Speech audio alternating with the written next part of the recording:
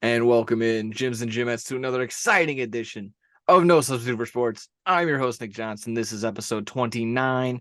And no, Twitter changing to X didn't change my day-to-day life, because, it's still basically just racist bots arguing with one another.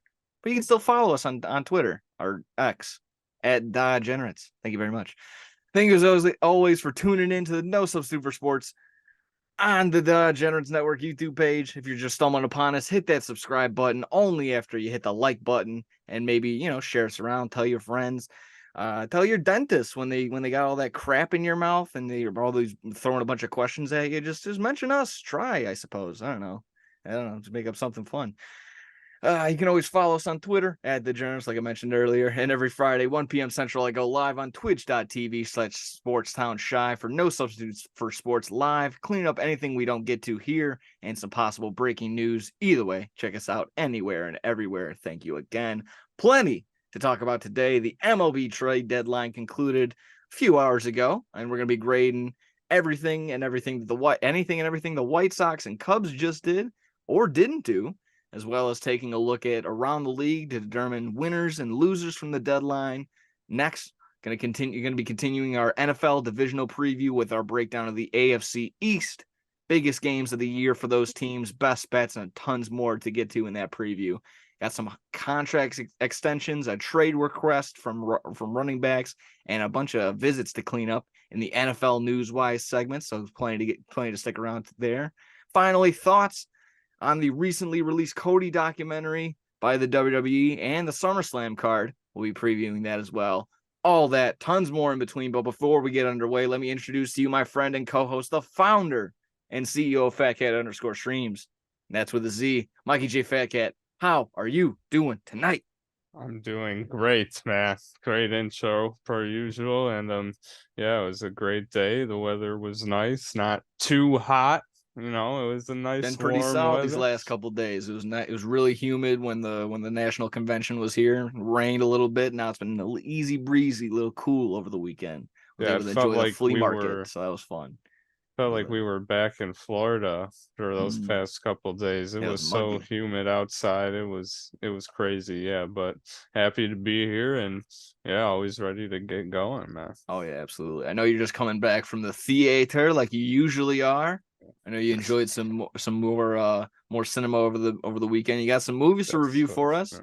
So, I mean, might as well dive on in. Could be part of our appetizer/intro. Hit us with that. What'd you go see? All right. I forget when I went to go see the first one, but I saw Cobweb a couple days ago. I saw it sometime last week. I already forget when it was, but I'll just start with that one. I just came back from seeing Talk to Me, which is the big one everyone's talking about right now. I feel like no one's really talking about the Cobweb movie. I've Kind of, I've never heard of it, actually. yeah. I heard about Talk to Me. I was interested in that one for sure. A little A24 usually, but yeah. What was Cobweb all about? Yeah, kind of. It came out around the same time as Barbie and Oppenheimer, so it was like really horrible Definitely brushed timing. under the rug. Yeah, no one is going to see that, but yeah, me and my buddy Al were able to go check it out, and I like this one a lot because I mean, one thing I love Anthony Starr. He plays Homelander in The Boys, and he's Okay. great in this movie too. I What love is she in? Her face is familiar. That picture you're putting up right there. honestly, yeah, Oh, she oh, did seem that's gonna bother me familiar. so bad. I couldn't tell you what she was in, but I can bring up the IMDb. You go ahead and give your review on Cobwebs. all right, yeah. So I obviously don't want to spoil anything, so I'll just keep them short and sweet. But I thought it was pretty good, all around good movie. I like the score in it and like the keeping you on the edge of your seat, and I like that the twists that they and like turns that they have throughout this movie. One thing that me and Al kept saying was it feels a lot like the Barbarian movie last year, which is just like you feel like one thing's gonna happen, but then it takes a complete opposite. It goes in complete different directions. So I Okay. I like stuff like that. I thought it was very interesting.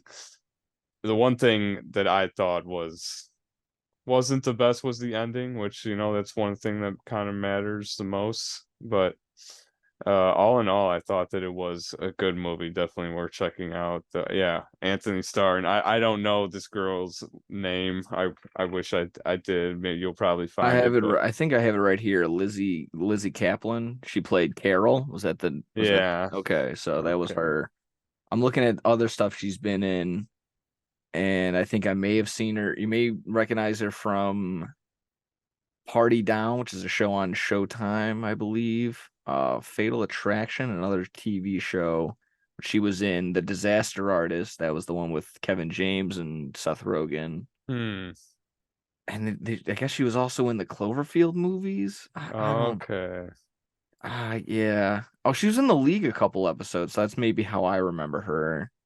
Okay. Yeah. Yeah. Nothing that's like stands out too crazy. Yeah, nothing that. Yeah. But she's just like a familiar, I guess, C at this point, probably C-list celebrity. I don't know. Yeah. Sorry, don't mean to throw shade. She's been in a lot of stuff, but nothing that's like, wow, like she's a familiar face enough that I was like, oh, what the fuck? Mm-hmm.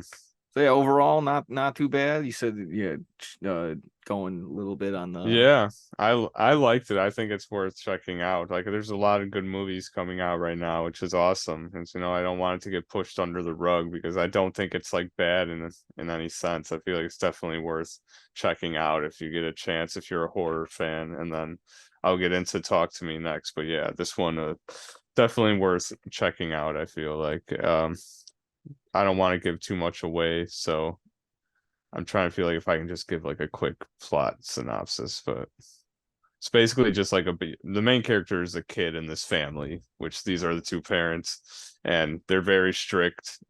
You find out pretty soon, and it's just the kid dealing with that while there's also something talking to him in the wall. So I'll just leave you with that. So it's very interesting what I'll they do. read I have the IMDb summary in front of me, and it doesn't give any spoilers. Horror strikes when an 8-year-old boy named Peter tries to investigate the mysterious knocking noises that are coming from the inside of the walls of his house and a dark secret that his sinister parents kept hidden from him. The synopsis goes, it looks like we don't have any synopsis for this title yet. Okay, sorry. Well, Well, that was yeah, pretty that was makes pretty make alike to what I was saying yeah. just right No, that now. So seems interesting enough. Yeah, hopefully maybe check it out in the theater. If not, at the very least, check it out when comes out in streaming yeah, as it'll soon be as on you like can. HBO Max or something. Yeah, Just Lionsgate movie kind of they go pretty underneath the budget, so it's you don't even need to go. Not everything needs to be a Marvel movie budget. How was what was the other one you saw? Talk to oh Me. yeah, Yeah. just went to go see Talk to Me today right after work, and yeah, this one was really good. Just one thing, get it out of the way. If you're go to the movies and you're going to talk the entire time loudly and chew obnoxiously and ooh, when it's nothing funny is happening, then don't show up, please. So that tainted this experience a little bit. I'll just say that there were a couple people in the theater right next to me that were hooting and hollering the whole movie, and it was fucked up. But other than that, movie wise, it was very good. There were some actors in the movie where I was just like, this person's just dumb as fuck. But that's just there was a bunch of kind of like teenager characters, and they're all teenagers for the most part. It seemed like so, you get that everyone can't be perfect, and so, but I felt like the concept of the movie was very interesting with what they do, and it's very brutal at times, very gory, which I wasn't really expecting that, but it took a little bit to get going, I feel like, but it definitely kicked when they got going, it did not slow down. So definitely I would say this one's worth checking out just as much as the other one, if not more. It's Cool. like you said, it's A24. um we were kind of late so I missed the beginning. I don't know how much I missed, so I don't know if it affected the movie in any way. But I thought that what we saw was pretty good, and it had a good ending, which is better than I could say for Cobweb. I felt like the ending was kind of mediocre in that. So You this thought one was Cobweb was mediocre, and you thought this, the ending in yeah, that. I the just ending of didn't the ending of which one? I'm sorry. the Cobweb movie. Okay, that one was mediocre, and this one was Yeah, better. And just yeah, okay. definitely. Okay, more satisfying ending. I like that.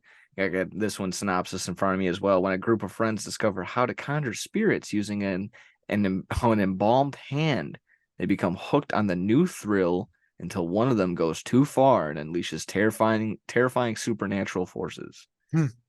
So I feel, yeah, that's I guess the spoiler free setup for Talk to Me. And yeah, and if from what it's worth, if you're down to go see it again, I'm actually interested in going to see that. So if I guess you want a fresh start and actually go I see the do. beginning, Yeah, I was gonna say I I'll could see the we whole thing, and then I can actually not have enjoy someone it. cackling in your ear either. So we'll make Yeah, sure to go to a solid theater. yeah. uh, yeah. So yeah, we can set that up whenever. So yeah, if you're a horror fan, check them out. If you just saw Barbie and Oppenheimer, just don't stop going to the theater after those. Go see these too. There's great movies. And there's Yeah. just one more thing that I'm gonna mention real fast because I think I might go there this weekend on Sunday, which we're more than welcome to come. Or I was talking to Alan about it, but there's this horror convention going on in Rosemont Ooh. this weekend, Okay. and there's gonna be a bunch of people there from a bunch of movies. I was talking to my coworker about it at the office. We're both big horror You fans, can only so make it Sunday. that's what at Friday or Sunday probably because it's Okay. gonna be all weekend. But Yeah. there's gonna be all the Scream, like all the people from the original Scream are going to be there for most of them, and there's going to be all the people from the Terrifier movies, like the Oh, okay. clown and everybody. So that'll be cool. And they've got That people from. I'm just on the website right now. that ought to be They've- fun. That ought to be cool. There's also, a guy like me who's into collectibles. There's probably going to be like, Funkos available. They always got a big plethora of horror Funkos, depending on what movie franchise you're into. They got a bunch of shit. That's true. They have So, the person that played the barbarian woman in oh my that God, movie in Barbarian. that's It says hilarious. he's gonna be there, Oh my and, God. and Svengooli's gonna be there, of course. Hey, there you go. Nice. He always a Chicago Icon. Chicago icon, of course. Let's see. Let's see. So Yeah. yeah, it seemed very interesting. If again for horror fans, if you wanted to check it out, it's this weekend in Rosemont, and seems very cool. So Oh, that's not. Yeah, I was thinking maybe it was gonna be at the convention center, but yeah, if it's at the Hyatt, yeah, it's basically right next to it. mm-hmm. Yeah, that makes a ton of sense. Yeah, that seems cool. It'll be a nice little layout. That's good for them. Good for them. That ought to be, yeah, that Very ought to be cool. fun. Maybe something to check out. Because I also have I don't want to. Hopefully, it's not competing, but there's a No, you Toy Con that same day, and I might be hitting the flea market again because my dad's actually down this weekend. So there you always go. double dipping with the flea market. Love making deals, baby. How we roll. Hell yeah. Let's see here. On the other appetizers, we can dive on in really quick. Just I don't have to hit it a ton. I know people have been freaking out left and right, and I even brought it up in the intro. Just a quick thought on the Twitter turning into X. I actually did the official update, and it changed on my phone. It was doing a weird thing for at least a day where I would click on it and then click off of the app, and it would turn back from the X to the Twitter. And then that was done after another day. So I don't know. Maybe it was just my Yeah, what phone. the what the Yeah. fuck? But overall, again, doesn't ruin my day, doesn't take anything away, but it's been growing on me. It looks like a porn app now. I don't know if it makes me uncomfortable the way that these just an X out of black X pops up, and it's it's kind of like it's like nice, calm, cool, and casual, a little too casual, and it's just if it wasn't saying it only like AEW, that's the only thing I get, AEW updates, fantasy football updates, people getting injured and stuff like that, just so I can keep up with stuff. But yes, it's still making me uncomfortable. Any thoughts on Twitter turning into X? Yeah, it definitely was I wouldn't say drastic change, but it was No, no, not at it all. was just a very Yeah, just like he changed the whole image of the platform itself. Like Yeah. everyone knows it as Twitter, and now he's just trying to change stuff. He's trying to rebrand it now. It's just X. It's just it just kind of happened out of. I mean, we knew it was gonna happen. It just happened out of nowhere. But yeah, I mean, I think it's fine. I still Are, use it are all we the still time. calling them tweets? No, are they called something else I now? think they're X's now. Just sending out X's. Yeah. All right. Yeah, yeah, sure enough. A good. He likes the letter X. I think Elon Musk named his kid X. He's got the X car for the Tesla. He's rocking and rolling with the X. So that's a good family. R.I.P. the Twitter bird. I think Yeah. people were saying his name was Larry, I guess. So Oh, R.I.P. Larry. Larry. Larry the Twitter bird. Elon Musk killed him and shoved him in the cyber truck or whatever Uh, the the fuck only it's good bird called. is a dead bird. I keep that in mind. I don't care what Hmm. no one says. Speaking of dead, R.I.P. Pee Wee Herman, Paul Rubens. Awful transition, disgusting. I know for a man that wasn't too bad. I know he had his faults back in the day, cranking it in a movie theater. But you're not supposed to. I know you're not supposed to do that, but still fun. He was Pee Wee Herman. He was part of my childhood in the sense that they used to play old Pee Wee Hermans on Adult Swim. If you actually don't believe it or not, that's how I Hmm. caught some of the old tapes, and I actually have a big collection of tapes from back in the day. So actually watching on my VCR as a kiddo. So unfortunately, Pee Wee Herman passing away. Paul Rubens at the age of 70. Very unfortunate. Very unfortunate. So thoughts and everything go to the family. Well, Pee Wee Herman / Paul Rubens. That's unfortunate. Any thoughts on Pee Wee Herman? A little bit of hey, John B. Oh, my thoughts and prayers go out to his family, man. That's Yeah. all I was never. I honestly, I never really watched too much Pee Wee No. Herman, but respect. I know. I My respect. bike. What happened to my bike? Don't agree to laugh right now, but It's like, yeah, okay. Laughing, thank you. laughing I'm solves it. glad that he was able to, yeah, make people laugh the way Provided a he lot of did. So, entertainment for many years, many years. To change it up obviously from the RIP to just something nice. Just thought I'd finish off the appetizers with just thoughts on the National Sports Collectors Convention. It was my first media credential, something me actually covering it for school or just mhm. overall covering it all. So much fun to walk around. Over 750 vendors, 150 plus autograph opportunities from a bunch of athletes and whatnot. Tons and tons of fun. I don't think I did not buy anything. It took a lot out of me not to buy anything just because I knew I had a couple other things to get to, and then I mostly just nothing I saw was really worth it. I was looking to get an AEW box or nothing, and like I said, I just kind of didn't pull the trigger for whatever reason. At the flea market, I bought some $15 blasters, so that was cool. Getting them for like Oh, $10 cheaper than retail per box. Hey, count me in any day on a deal like that. Uh, well, yeah, just going, like I said, love the show. Awesome that I was just, like I said, my first media credential thing, getting in and walking around, covering it for class, covering it for a project. Everyone was really nice. On Wednesday, when I went the day before, I actually ran into, but didn't say hi or talk to any of the YouTubers. I was looking forward to doing that on Thursday when I went with a camera, but unfortunately couldn't find anybody. So ran in, if for those who don't know if they're on the YouTuber, I ran into Card Collector 2, but he was actually doing some content / trying to make a deal. He was looking through people's cards. They didn't want to like tap him on the show, but I watch you on the YouTube. And then wow. and then who else? The guys that goes by Gin and Juice. I saw them too. Sky B cards. He was walking around. He had his T-shirt with the brand. That would have been the only way I would have found out that it was him. But still, you got to do it. You got a brand. You got to represent.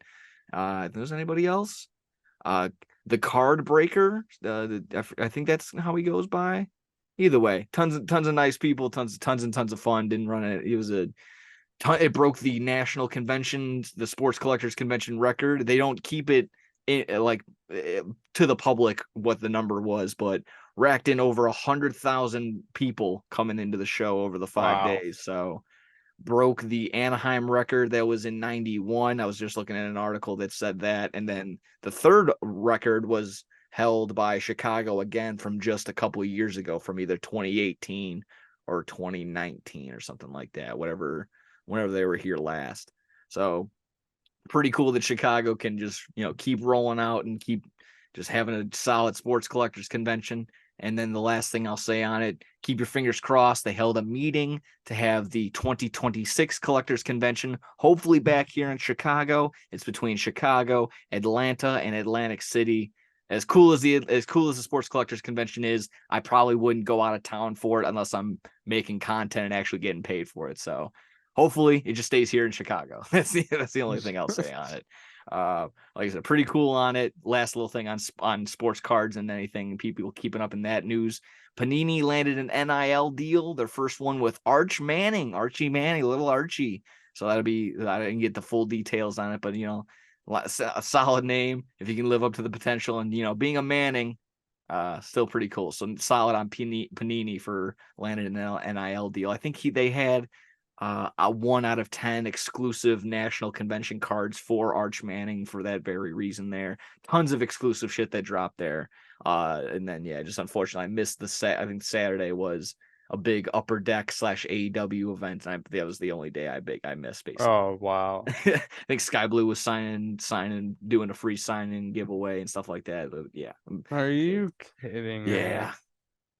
Either way, like I said, hopefully, fingers crossed, they might be back before 2026, but if that's the next time that they're potentially in Chicago, hopefully, like I said, they're going to be bringing it back.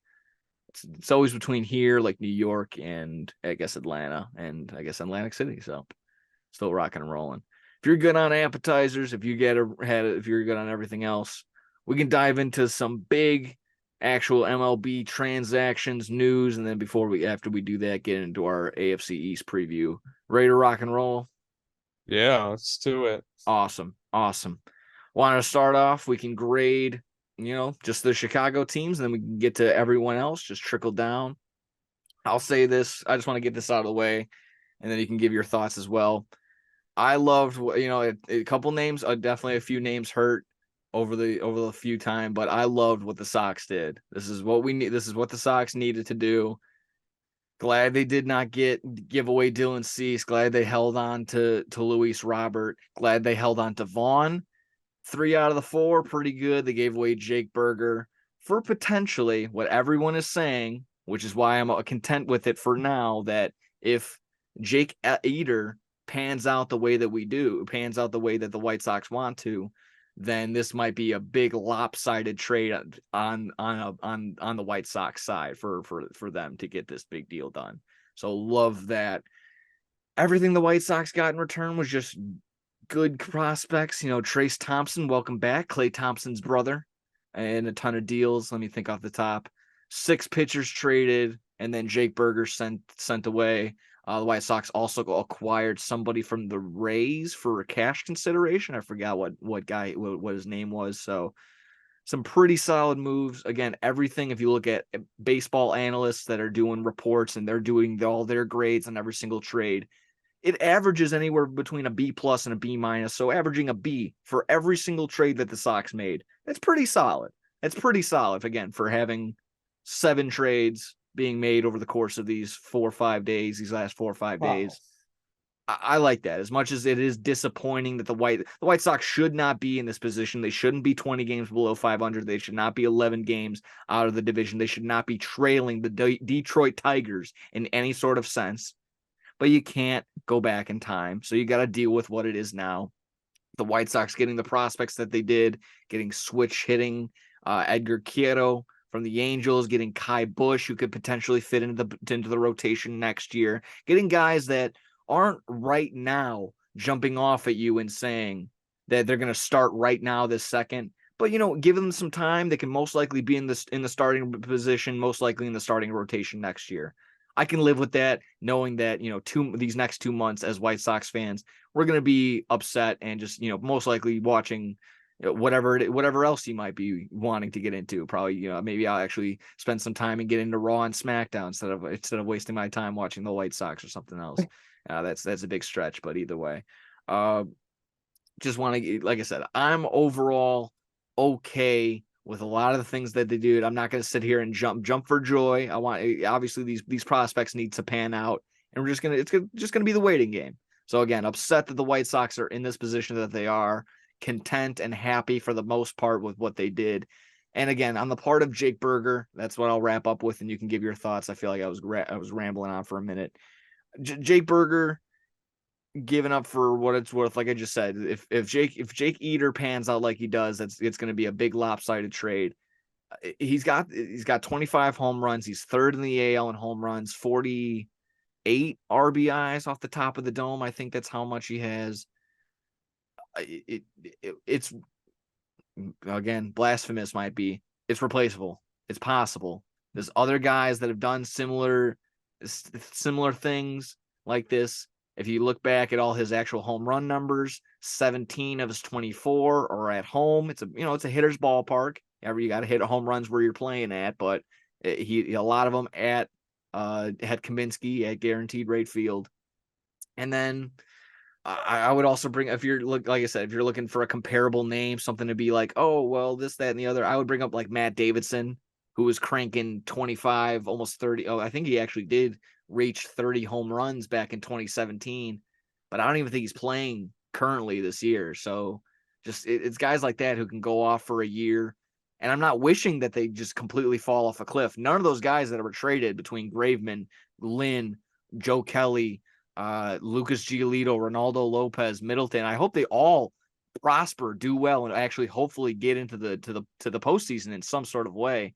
But I like what the White Sox did. I kind of just lost my train of thought. My computer's all jumbling around right now. Yeah, sorry. Yeah, what I was saying is I hope that none of them do bad. I hope they all get into the right position. But like I said, just hopefully the White Sox, what they get back, all pans out, and it could all be worth it. It could all be very much be worth it. So, any thoughts, questions, concerns, anything you'd raise, anything the White Sox didn't do that you thought they maybe should have done? What were you thinking on this trade deadline for the White Sox?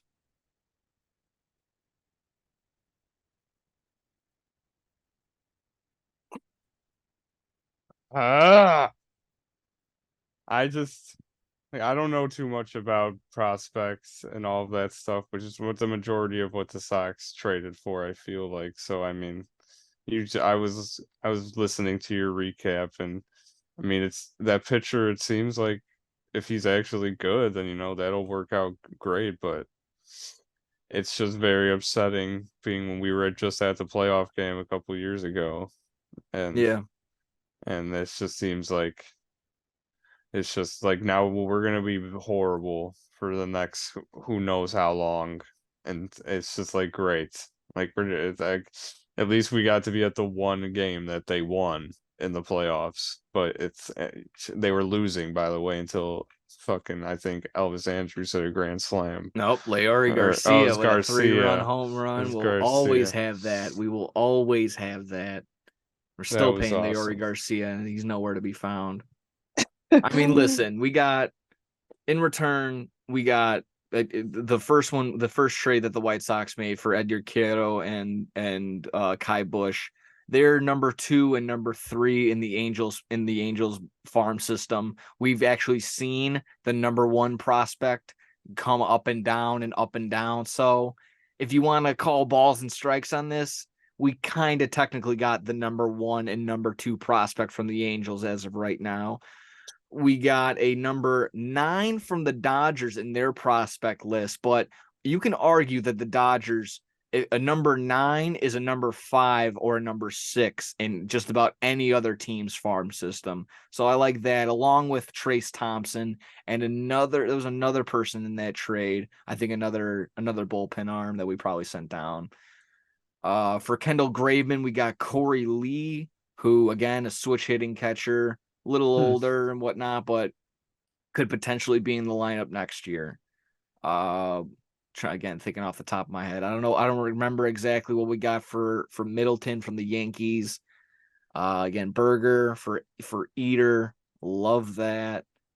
Again, as long as he has a nice solid start. He's just coming back from Tommy John, but the big plus from that was that he had a solid start. He had a solid outing his last show in the minors. So love seeing stuff like that. Let me try and bring up my notes again and see if there was anything else that they did. Yeah, the right-handed pitcher was Nick Nastrini and Jordan Leisure from the Dodgers. Let me see. Yeah, that seemed to be a Kai Bush, Edgar Quero. Yeah, so I believe pretty solid hauls for the White Sox. And if, like I said, if you don't believe me, take a look at all the other actual baseball analysts and whatnot that are saying this, that, and the other. So I Just like as it. a Sox fan that kind of just watches casually, I'm just obviously it's upsetting seeing Oh, everyone get without a doubt, traded. without a doubt, Without again, like it's like it's just for me, it's just for prospects, like great. So we just have to wait and see if these guys pan out now. And Yeah. it's just I mean, we still have all of our hitters for the most part. We really got rid of all of our pitchers, like Yes. which it was I think, yeah, Dylan Cease. Like, yeah, who's still it's just Dylan Dylan Cease Cease and stays. the guy that we just signed this I offseason, think Clevenger, Soto, right? Santos stays. I believe he was some guy in the bullpen. Hendricks is still there. Liam Hendricks is still around. Kopech sticking around. Uh, And do we Clevenger. do we still have Crochet or Yeah, we still did got we Garrett trade? Crochet. Okay, I didn't Yep. know if we traded him And or he not. might be. He's looking. He wants to be a starter. He wants to be in the starting rotation next year. Wow. Very much in the potential. So he'll be trying out for that again. Kai Bush potentially in the starting position in the starting rotation next year with Cease. A couple, what went from almost no lefties in any sort of way for the White Sox. Now now the White Sox have an ample amount of them, but young, still looking for some sort of get their grounds, get their bearings, and get some actual some time in the majors. Uh, but the Sox are kind of, in my mind, they're back to where they were at the beginning of the year. Still need a second baseman. Still need a better, as much as I like Benintendi and what he has been, he's been consistent hitting. Still need a better left fielder, right fielder, need some depth. And they're going to have to go out and get most likely a starting pitcher and maybe someone in the bullpen. Like Back. Ohtani. Yes, exactly like Ohtani.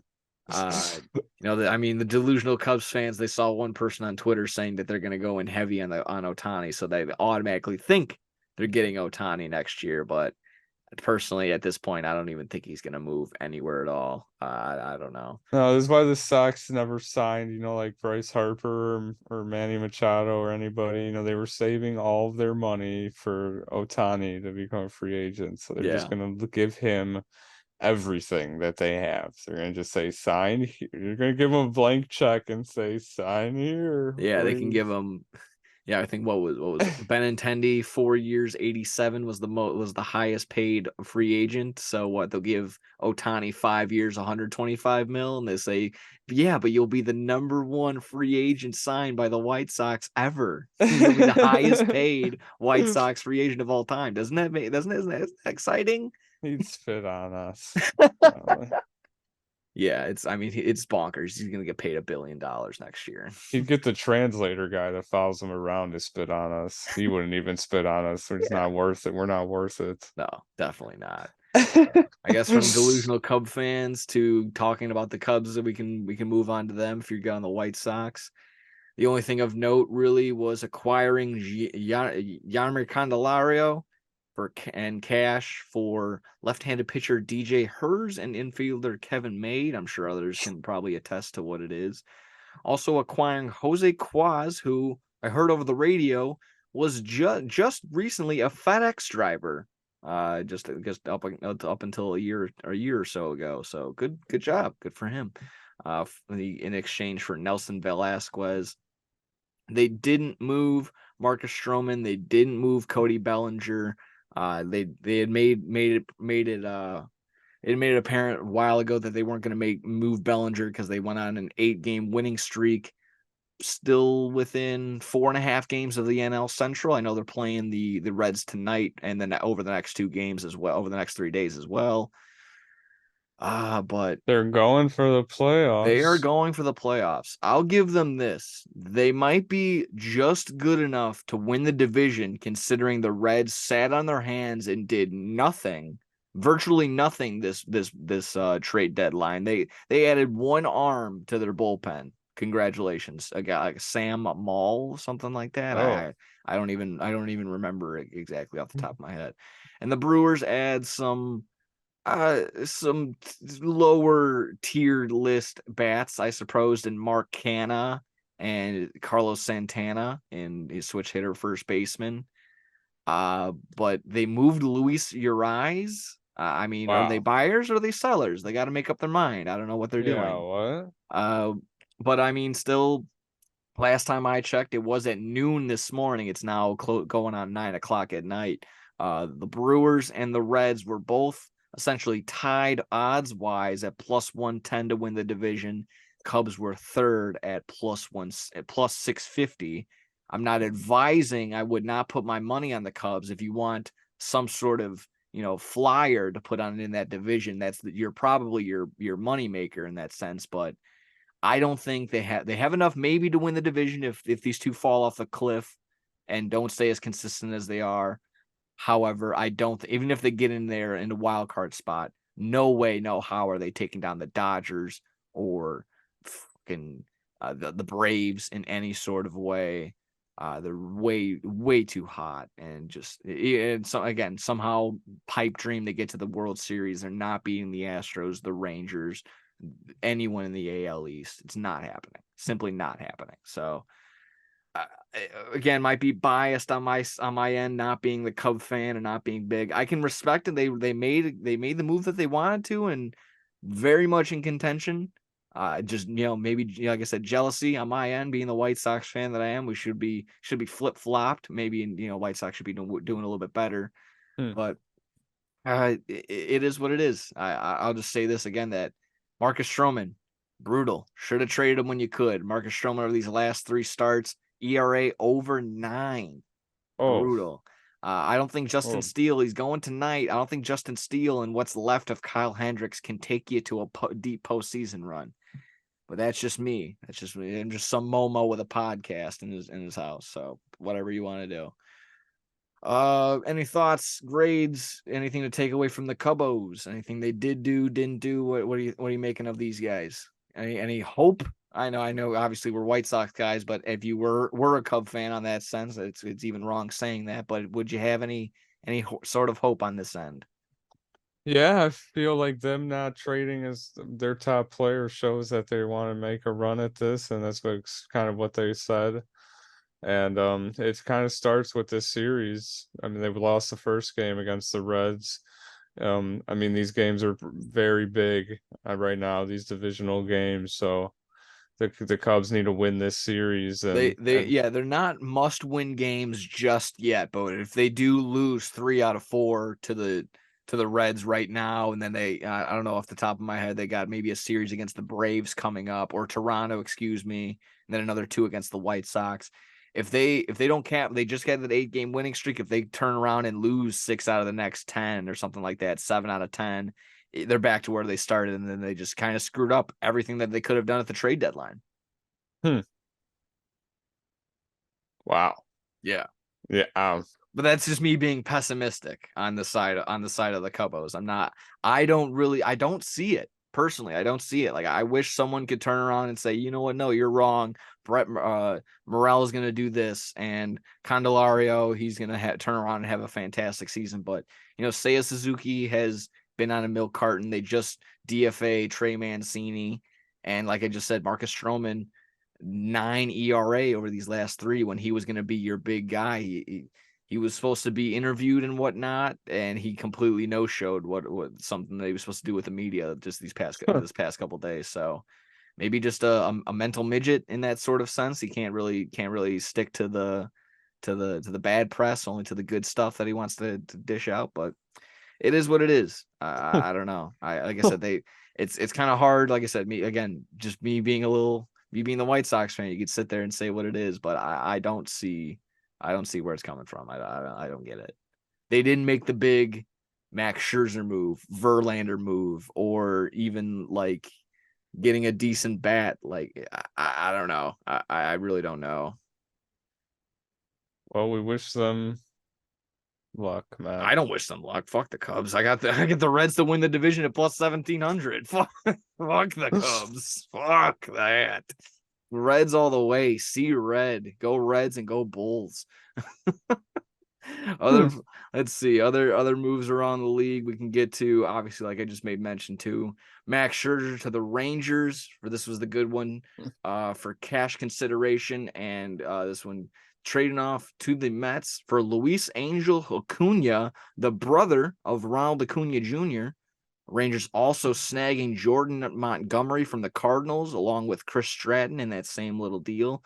Maybe a big help because Nathan Eovaldi is going on the 15-day IL, and I don't know if I trust Dane Dunning as good of a year as he's been having. So, good moves on the Rangers end. The Astros countered by adding Justin Verlander, also adding Kendall Graveman from the White Sox, like I made mention to earlier. So, I'll simply throw it up to you. Who made the better deal in the AL West? I'll just mark one out for you. Definitely wasn't the Angels because they didn't move Ohtani, and I guess maybe adding CJ Cron is your big get, but I don't know. I don't know if they did enough either. Thoughts on the AL West? Well, from Max Scherzer to Justin Verlander, because those seem to be the biggest two moves in my mind. Yeah, I mean Verlander was already on the Astros, so he already knows how that system works. So I mean, he'll be just fine over there. If he'll definitely help them out. And the Rangers needed pitching bad since the DeGrom went down, so they get that with Max Scherzer, which I mean, but they both have been pretty horrible this year, so they're gonna have to maybe turn it. They'll probably be able to turn it around. I know Verlander will be able to turn it around because he's already been on the Astros. He knows. Oh yeah, he'll be fine there. But I mean, Max Scherzer is going to be on a whole new team again now. Yeah, Scherzer doing a little bit of I don't know how you took it. He was a little upset when the Mets let go of David Robertson earlier in the week, and he went ahead and turned around when wanted to talk to management, found out he was probably potentially on the trading block, and then I think he kind of pick and chose who he was going to go to. He has another option for next year, probably only agreed to going to the Rangers because he had a no trade clause and waived it. Probably most likely going to get picked up by the Rangers next year. That would be the only reason they probably made this deal to begin with. So maybe not again, not a long-term Ranger, but getting him for this year, next year seems pretty okay. Giving up Luis Angel Acuna, and that it just straight up pretty solid in that sense. I think I want to give the leg up to the Rangers still. However, the Astros did get a little bit healthier. Altuve's back, and Yandy Diaz, I believe Yordan Alvarez might have just came back. One of the two. So pretty. It's going to be a tough race right there. I think they're both within a game of each other, and both are the two top favorite to win the AL in odds wise. So pretty solid moves by the Rangers and the Astros so far. Which is on this bad deadline. News for the Angels. Definitely. And I mean, also for the Mariners, who, I mean, I don't know if they had any hope necessarily. They're basically 500 on the dot, but they sat on their hands. They didn't really do anything. They dished out AJ Pollock to the Giants, and that was the Giants' only move, and they didn't really do anything. I'm kind of just getting into, I guess, the losers of people who didn't do anything, who should have. I'll just kind of dip into that. The Reds did not do enough. The Brewers did not do enough. Kind of just got into it. I don't think the Cubs did enough to be contenders, maybe enough to win the division, but definitely enough to be real World Series contenders. Giants didn't do enough. Yankees, Mariners, and I got the Padres buying ? Because they bought G-Man Choi and Rich Hill.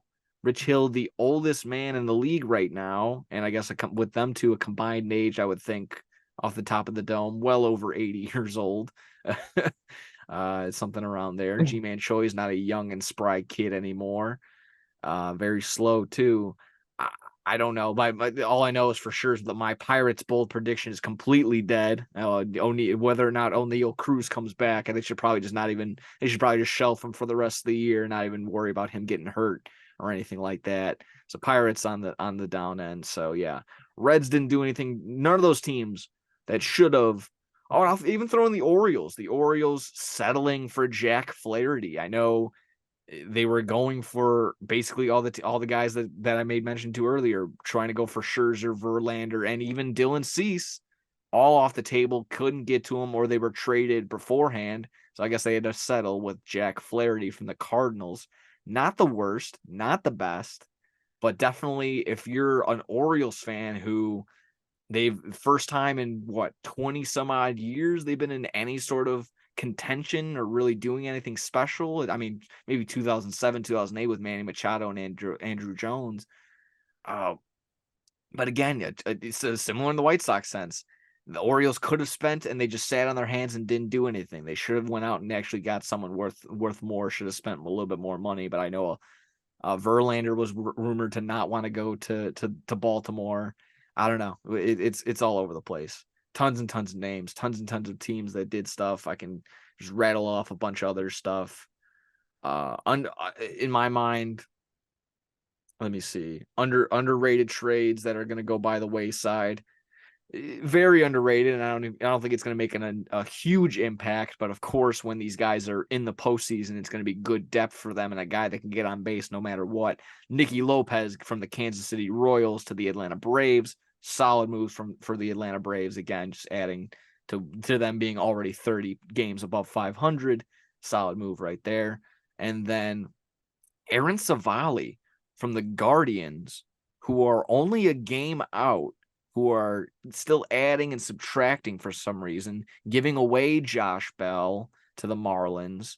I don't get it, but Aaron Savali to the Tampa Bay Rays, another underrated move, solid guy in the rotation after the Dodgers, or I think Tampa Bay also traded away Ryan Yarbrough to the Dodgers. I think that's the last time I've seen him in a play, or anyways.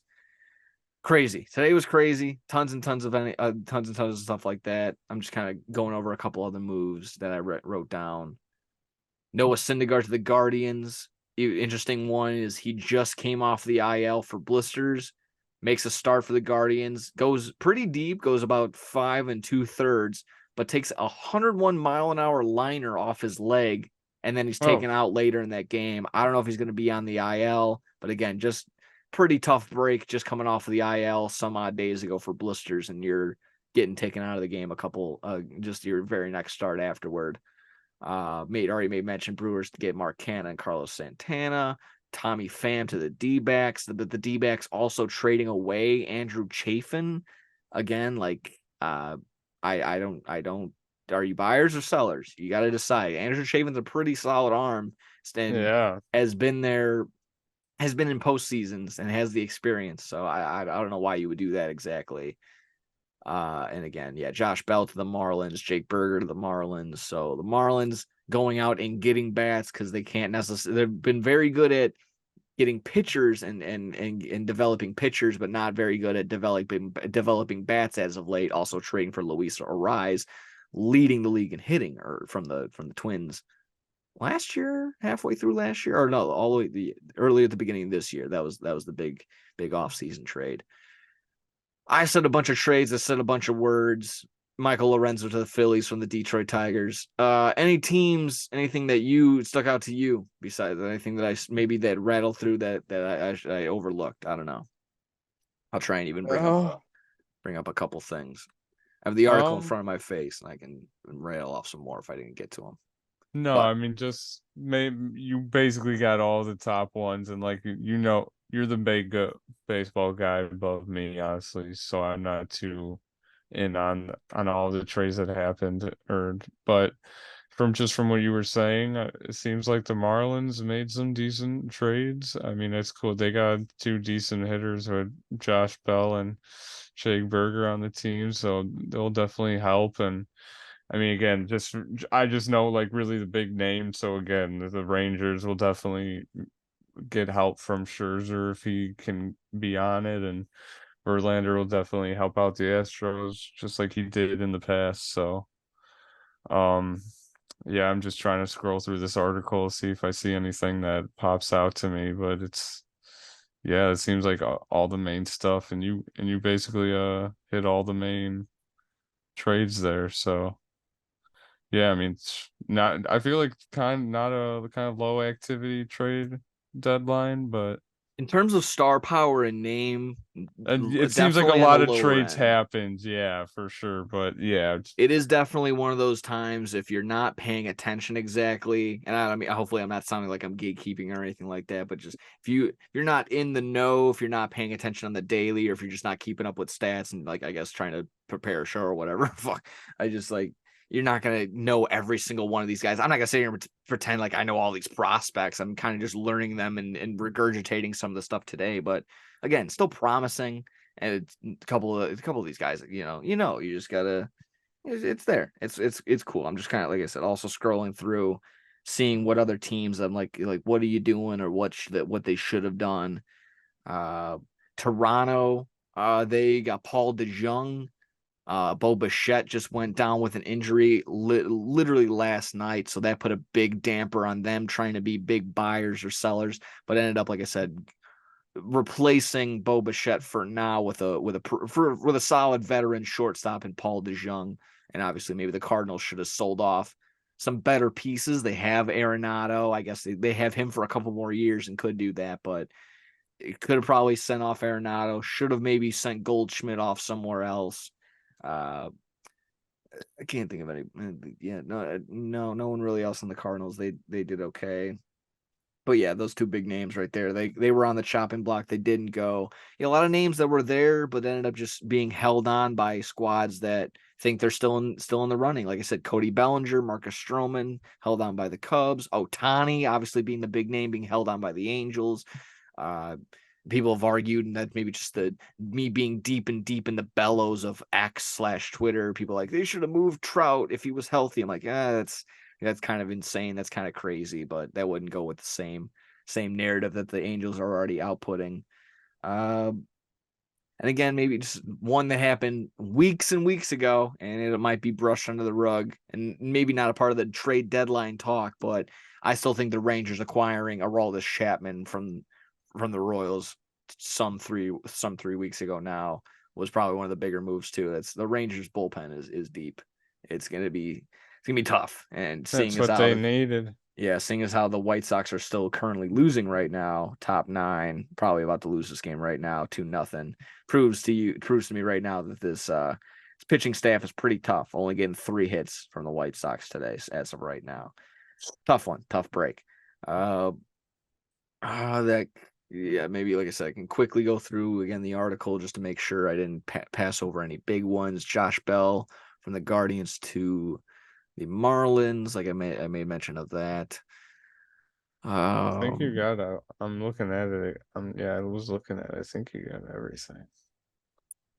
yeah, it looks like I mean, Rangers acquiring catcher Austin Hedges from the Pirates. That was the only other thing. The Rangers were looking for a catcher, and I think the Dodgers were also looking for a catcher. I was a little upset that the White Sox couldn't move Yasmani Grandal, even in the way that I was jokingly saying in our group chat, like couldn't even like get a bucket of balls and a washing machine for him on some sort of semi-pro deal. Like, come on, you got to do something. Uh, yeah, Oh it my couldn't gosh. too big of a contract. Too big of a contract to move Yasmani, too big of a contract to move Yohan Moncada. So again, kind of just got to go through the rigmarole with those guys and just maybe they pan out, but I know Yasmani is done after this season. So he's most likely not going to be re-signed. And I don't think he should. White Sox made a bunch of moves for switch hitting young catchers prospects, and Sebi Savalas in the starting position at a pretty consistent basis right now. You know what? I think you're right. I think I hit all the high points, hit all the high spots. That seems about it. I'm not really. Yeah, if you want more, definitely check out whatever MLB tracker you seem to like when it comes to stuff like that. So that was the MLB trade deadline. Absolutely bonkos. Still bonkos, like I said, in the sense that there was a ton of moves made. The name caliber, the name quality depends on who you ask. It definitely depends on who you ask. So there's that. If you're good, we can move on to our highly anticipated, what everyone comes here for, the divisional previews, AFC East today. You ready for that? Of course. Awesome. We can hit that right now. AFC East is what we're hitting today. The Bills, the Jets, the Dolphins, the Patriots. We'll be hitting the headlines, questions of the year, notable games, notable ad drops, MVP odds, total team wins over under, division winner, predicting who the division winner is, and then I got at least one or two more props on each one of these squads to, hope and pray on throughout the entire year. And of course, bit.ly/no sub bets. Go ahead and sign up on betrivers.com, Bet Rivers, Illinois, Bet Rivers Sportsbook. Got to be 21 and over. Got to be in Illinois. Got to be, again, all that. 1-800-GAMBLER if you have a gambling problem. So please enjoy responsibly. Talking AFC East, highly anticipated Jets squad, adding Aaron Rodgers and whatnot. Tons of games that we got to get to. They're facing the AFC West, so some pretty solid matchups there off the top of the dome, and a few international series games to get to. So let me start off like we have been doing with the headlines/questions of the year, and I'll get your take on these if you want to answer a few of these. Starting off with the Bills, can they finally beat their older brother in the Kansas City Chiefs? Can Josh Allen win the big one? Can they finally get the hump and get past the AFC Championship, get in the Super Bowl, possibly win a Super Bowl? That is the question of the year for the Bills. Is it not? Tell me if I'm wrong. Yeah, that's what it seems like. It's always him. It's always Josh Allen and Mahomes is the game to watch, and whenever they're playing, it's always shootouts. It's always a battle. And yeah, unlike Joe Burrow, Josh Allen just can't seem to get the better of Mahomes. And it definitely plays a part in, I don't know. I can't say it's the defense's fault, because when you're playing against guys like Josh Allen and Mahomes, I mean, you can only do so much because they're able to just do so much on the fly and able to run and make accurate passes on the go, and deep passes, both of them. I mean, they're able to do it all. So it's definitely it's a challenge for them for the past couple years. I feel like Oh, they without a can doubt. they just can never get into the Super Bowl, and that's definitely what's on their mind. And it definitely just fuels them year after year, I feel like. So I like Josh Allen, and I like Patrick Mahomes too. So I'd love to see the Bills actually make it to the Super Bowl, because just of what they've been through for so long. It's exciting to see new faces, of course. Yeah, I always like stuff like that. So looking from the outside in, yeah, the Bills, they've got to, I guess they just have this, like, it's like something that they just can't get rid of, and they finally can shake it off this season, maybe. So It is shut the beyond haters prove up. it for sure this year. I think they gotta get this one. I They mean, got the it's team to do it. So without a doubt. They got also, I mean, Diggs, Davis, fucking Josh Allen. Unfortunately, not going to have Zach Moss.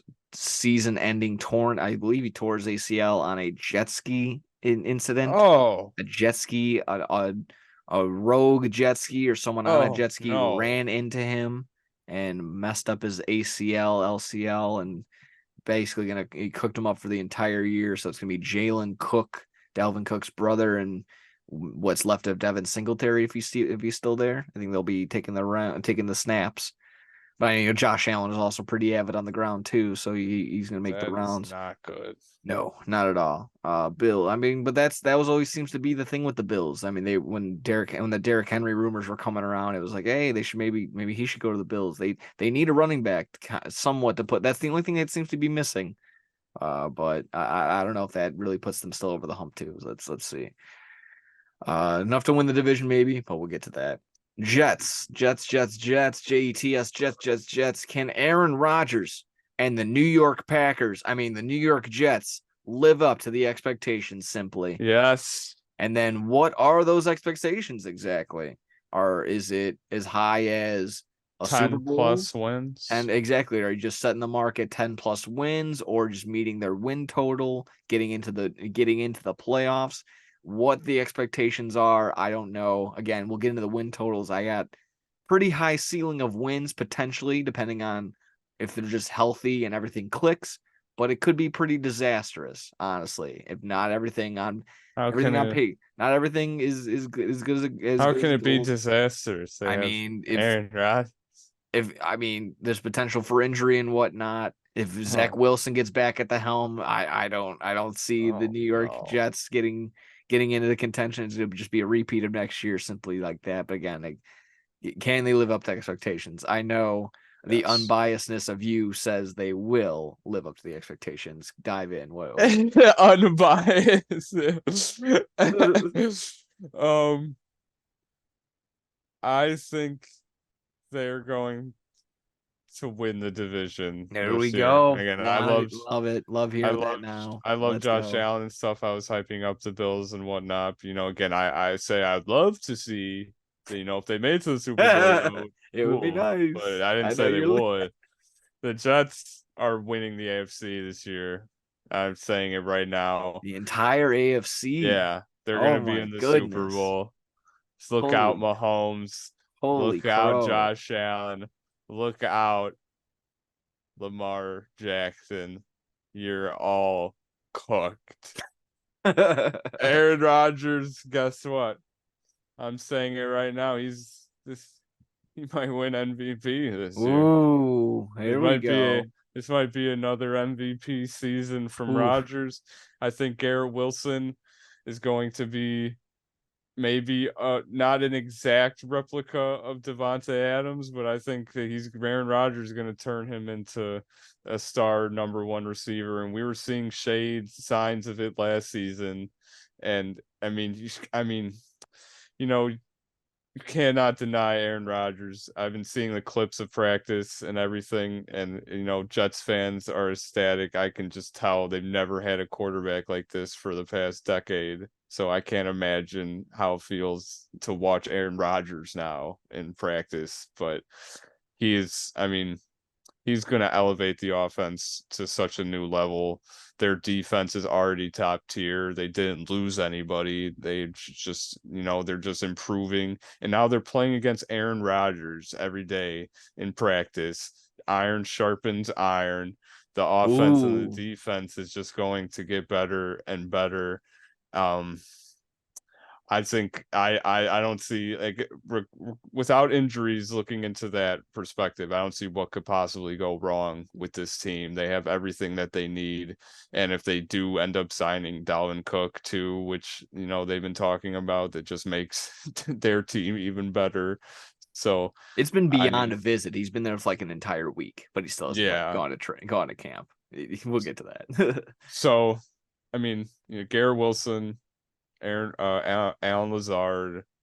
I'm trying to Corey Davis. They've got some decent receivers. I mean, Aaron Rodgers is gonna make them look all better than they were before. So CJ Uzama at the tight end position. I think he just came off the injury list. and That's pretty Rodgers will solid. make him a top tight end. So again, I'm a Packer fan. I'm gonna be rooting for the Packers, but I've had the pleasure of watching Aaron Rodgers for the past, I can't even since I've been watching the Packers, but that's all I've known. That's all I've seen. So I've been able to see him every Sunday for the past years and years. I've been watching football. I mean, he's one of the best. I mean, I respect him. I didn't respect the way that all of it went down, and I made that clear on the podcast and stuff. But now that's all said and done, yeah, I hope that the Jets do good, and I really do think, it's my bold prediction. Yeah, right. They're going to be a problem in the AFC. So yeah, I mean, everyone's gonna have to look out for them. They are definitely going to be one of the more exciting teams, one of the more intriguing teams. Every week, you're going to be, what happened to the Jets game? What did Aaron Rodgers do for the Jets? And whether you're a fan of him or you want to bash on him, like both of us want to do on this show, It's gonna be you're gonna tune into Jets games this year, so it's gonna be very good for that, good for the team in that sense. That more ratings, more eyeballs, and it's gonna be one of the bigger headlines the entire year. Is again, can they go from they were what 7-10 last year, almost they're below 500 for sure. Just can they get it done and get over the hump? And you And made they were mention to it, 7-10 with Zach Wilson and Joe Zach Wilson, Joe Flacco as Flacco, their and quarterbacks. Mike Daniel or Mike something. So just now they're going to have Aaron Mike Rodgers. White. There we go. Yeah, Mike that's White. That's who right. it was. I like it. I like that in that sense. And again, we'll get to it, but I'll just say it right now because you already made mention to it of potential MVP odds. There's look to my right, look to my left, look above me, below. There's no gun or knife to my head or to my temple. If I'm having to take a flyer on somebody this year, No, you aren't. I like Aaron Rodgers at plus 1,600. I like the Wow. number. I like the name. There's potential right there. And again, for all the reasons that you said, can definitely in the running contention to win the AFC East, can come away and bounce back from the, he had 4 or 5 straight years of 4,000 plus yards just last year, right around 3,600. Definitely can bounce back and get right around 4,500 again, and potentially 30 some odd touchdowns, maybe more. What you said about Garrett Wilson becoming a number one, like a very big number one, in terms of QB1, cornerbacks are gonna have to definitely pay attention to. Entire defenses are gonna have to plan around him. That's definitely not crazy. Like that's definitely in the works. That can happen without a doubt. He should be on a lot of fantasy boards for this year without a doubt. Uh, yeah, I mean, we can definitely get into it more a little bit in a couple seconds, but moving on to the Dolphins really quick. Questions, concerns, comments, headlines of the year for the Dolphins. Can we get a full season from Tua Tagovailoa? Will I ever be able to pronounce his last name? And if so, are they a serious contender for the division in that sense? No. Not even with Jalen Waddle, Tyreek Hill. I'm gonna say, yeah, they have a great team. They just signed Jalen Ramsey this offseason. Unfortunately, went down with the injury. That was their big get, and yes, just went down with an injury. Said that he might not be back till December, which is very unfortunate. That's because pretty late it's like season. Yeah, he's the big guy of the season. So now you're basically the same team as last year. It's like your defense you're gonna have the same cornerback room now. Now his corners are the same. They replaced him with Eli Apple. I think they signed. Yeah, Eli Apple did get Tyreek Hill openly was saying like I can't wait to cook him in practice. So it's like great. Like you guys are teammates. Wow. Wow. That's awesome. So but when you're going against teams like the Bills and the Jets in this division, if I'm going with what I'm saying and the Jets are going to win this division, I don't think the Dolphins will. I don't think they'll have a chance of beating the Bills for second place. So I don't know. They have Jalen Waddle and Tyreek Hill are great, and they'll get theirs for sure. But will they? I don't think they'll win. They'll win the division. Though. Yeah, and then if Tua goes down, I don't know how much you believe in Skylar Thompson for something like that again. I don't know. It's pretty tough ask. Yeah, just from comparing quarterbacks alone, Tua, Aaron Rodgers, and Josh Allen. I would put Tua at the bottom of that list. Yeah, definitely. And then you also think of other people they lost. Mike Gesicki, one of the tight end, and I don't know if they replaced him in any sort of way, but Mike Gesicki goes to the Patriots. I don't know if that'll be a big get for the Patriots in a sort of way, because I'll just move. I can get good transition to them. Yeah. Simply my question for them is: can Mac Jones become more than the guy of the? Can Mac Jones become the guy of the future, or is he just the guy for right now? That's simply that. And in my mind, he should be getting the same pressure on as Justin Fields does, but doesn't, simply because he's just not as talented. He's not in the same realm. He's just not a big flashy guy that people like and see in Justin Fields. So he's a dirty player. Yeah, that too. There was also signs of that. So When he did to the Brisker on the Bears, this yeah, just this last he like tried to just kick him in the balls, yeah, like when fuck him. he's sliding and just putting his cleat up to his leg and stuff. Like apparently a bunch of players around the league have talked shit about Mac Jones. Yeah, So good for good reason. He's a dirtbag. And then some are even talking about. I was talking about this at Illinois at the media school today. Just they might have their backup and they might have their future in Bailey Zappi of all people. To be honest, so Mac Jones might be on the way out. They got those tubby pictures of him. He's not, not a fit guy. So I just always yeah, I think mean, it about doesn't that. help when you perform badly on the field and then people don't like you for being a dirty player. Like it just all does not come Yeah, together doesn't well. doesn't mold and add up well at all. So yeah, very much. They're very much so. Let me quickly go over some notable games and I'll get into the ad drops I've already kind of mentioned. Week 1, Bills Jets. Week 4, Wow. Chiefs Jets. You might see a theme in a lot of these Jets games. A lot of their big games are at home, so tons of potential, and that's why I have them. But again, spoiling maybe the win totals, but I have them winning a lot of games for this very reason. They have the Bills week 1 at home, although of course they'll have 2 games where they split, but having them first week at home, still a pretty big deal. Home field advantage and whatnot. Chiefs Jets week 4, get them at home. Eagles Jets at home. Chargers Jets at home. All big ones, all at home.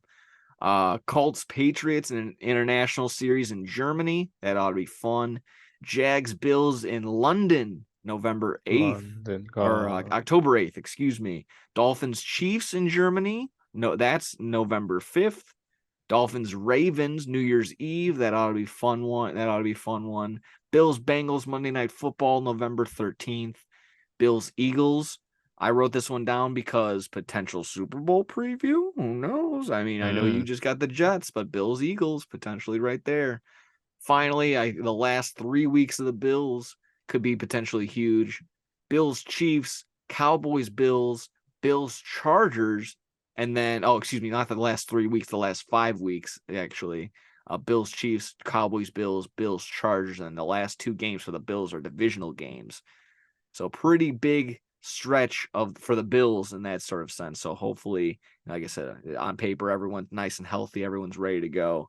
It could be all things to consider for win totals and whatnot. Let me see some of those games. Anything stick out huge to you? Like I said, all those Jets games were pretty intriguing. What stands out to you? Yeah, I mean, I definitely week 1. I'm going to be watching. I mean, Jets and Bills. That's going to be awesome.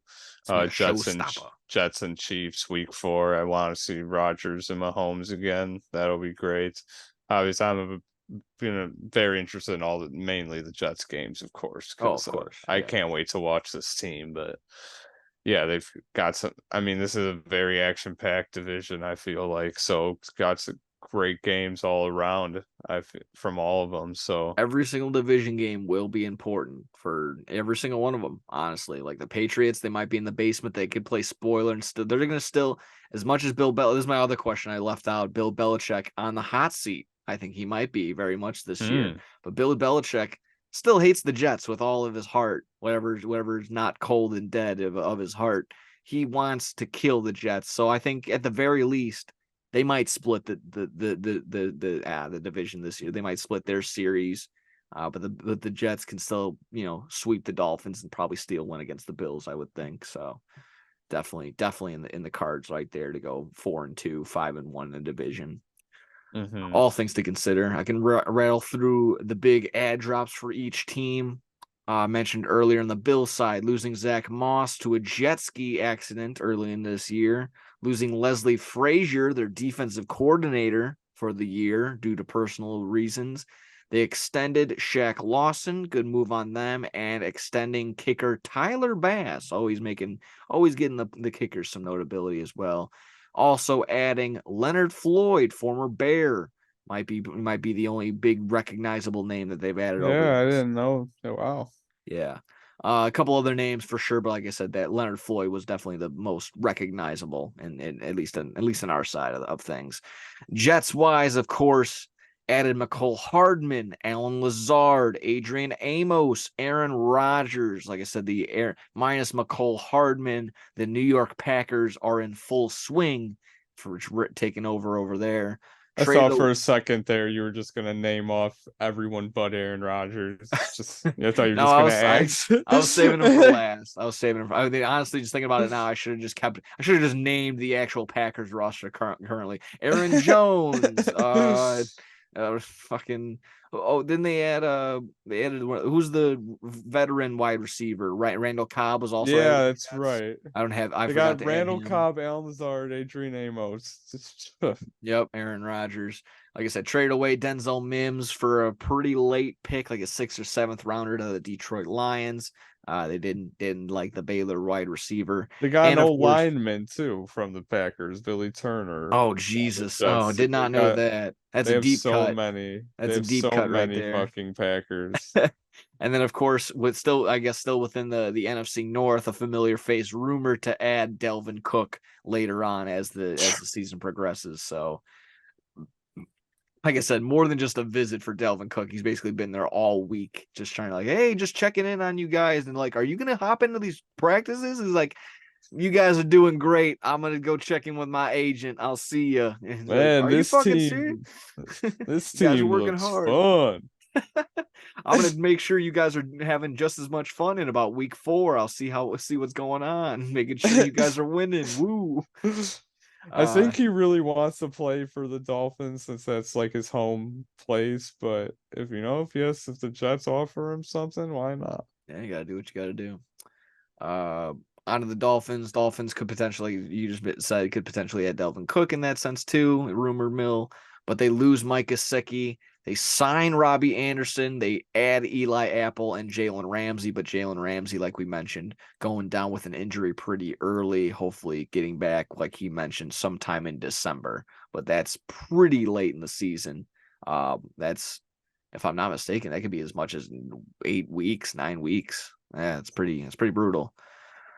Finally, Patriots adding Mike Gesicki from the Dolphins. Not in a trade or anything, just get him in free agency. Former running back of the Jags, James Robinson, and Juju Smith-Schuster, former Kansas City Chief wide receiver.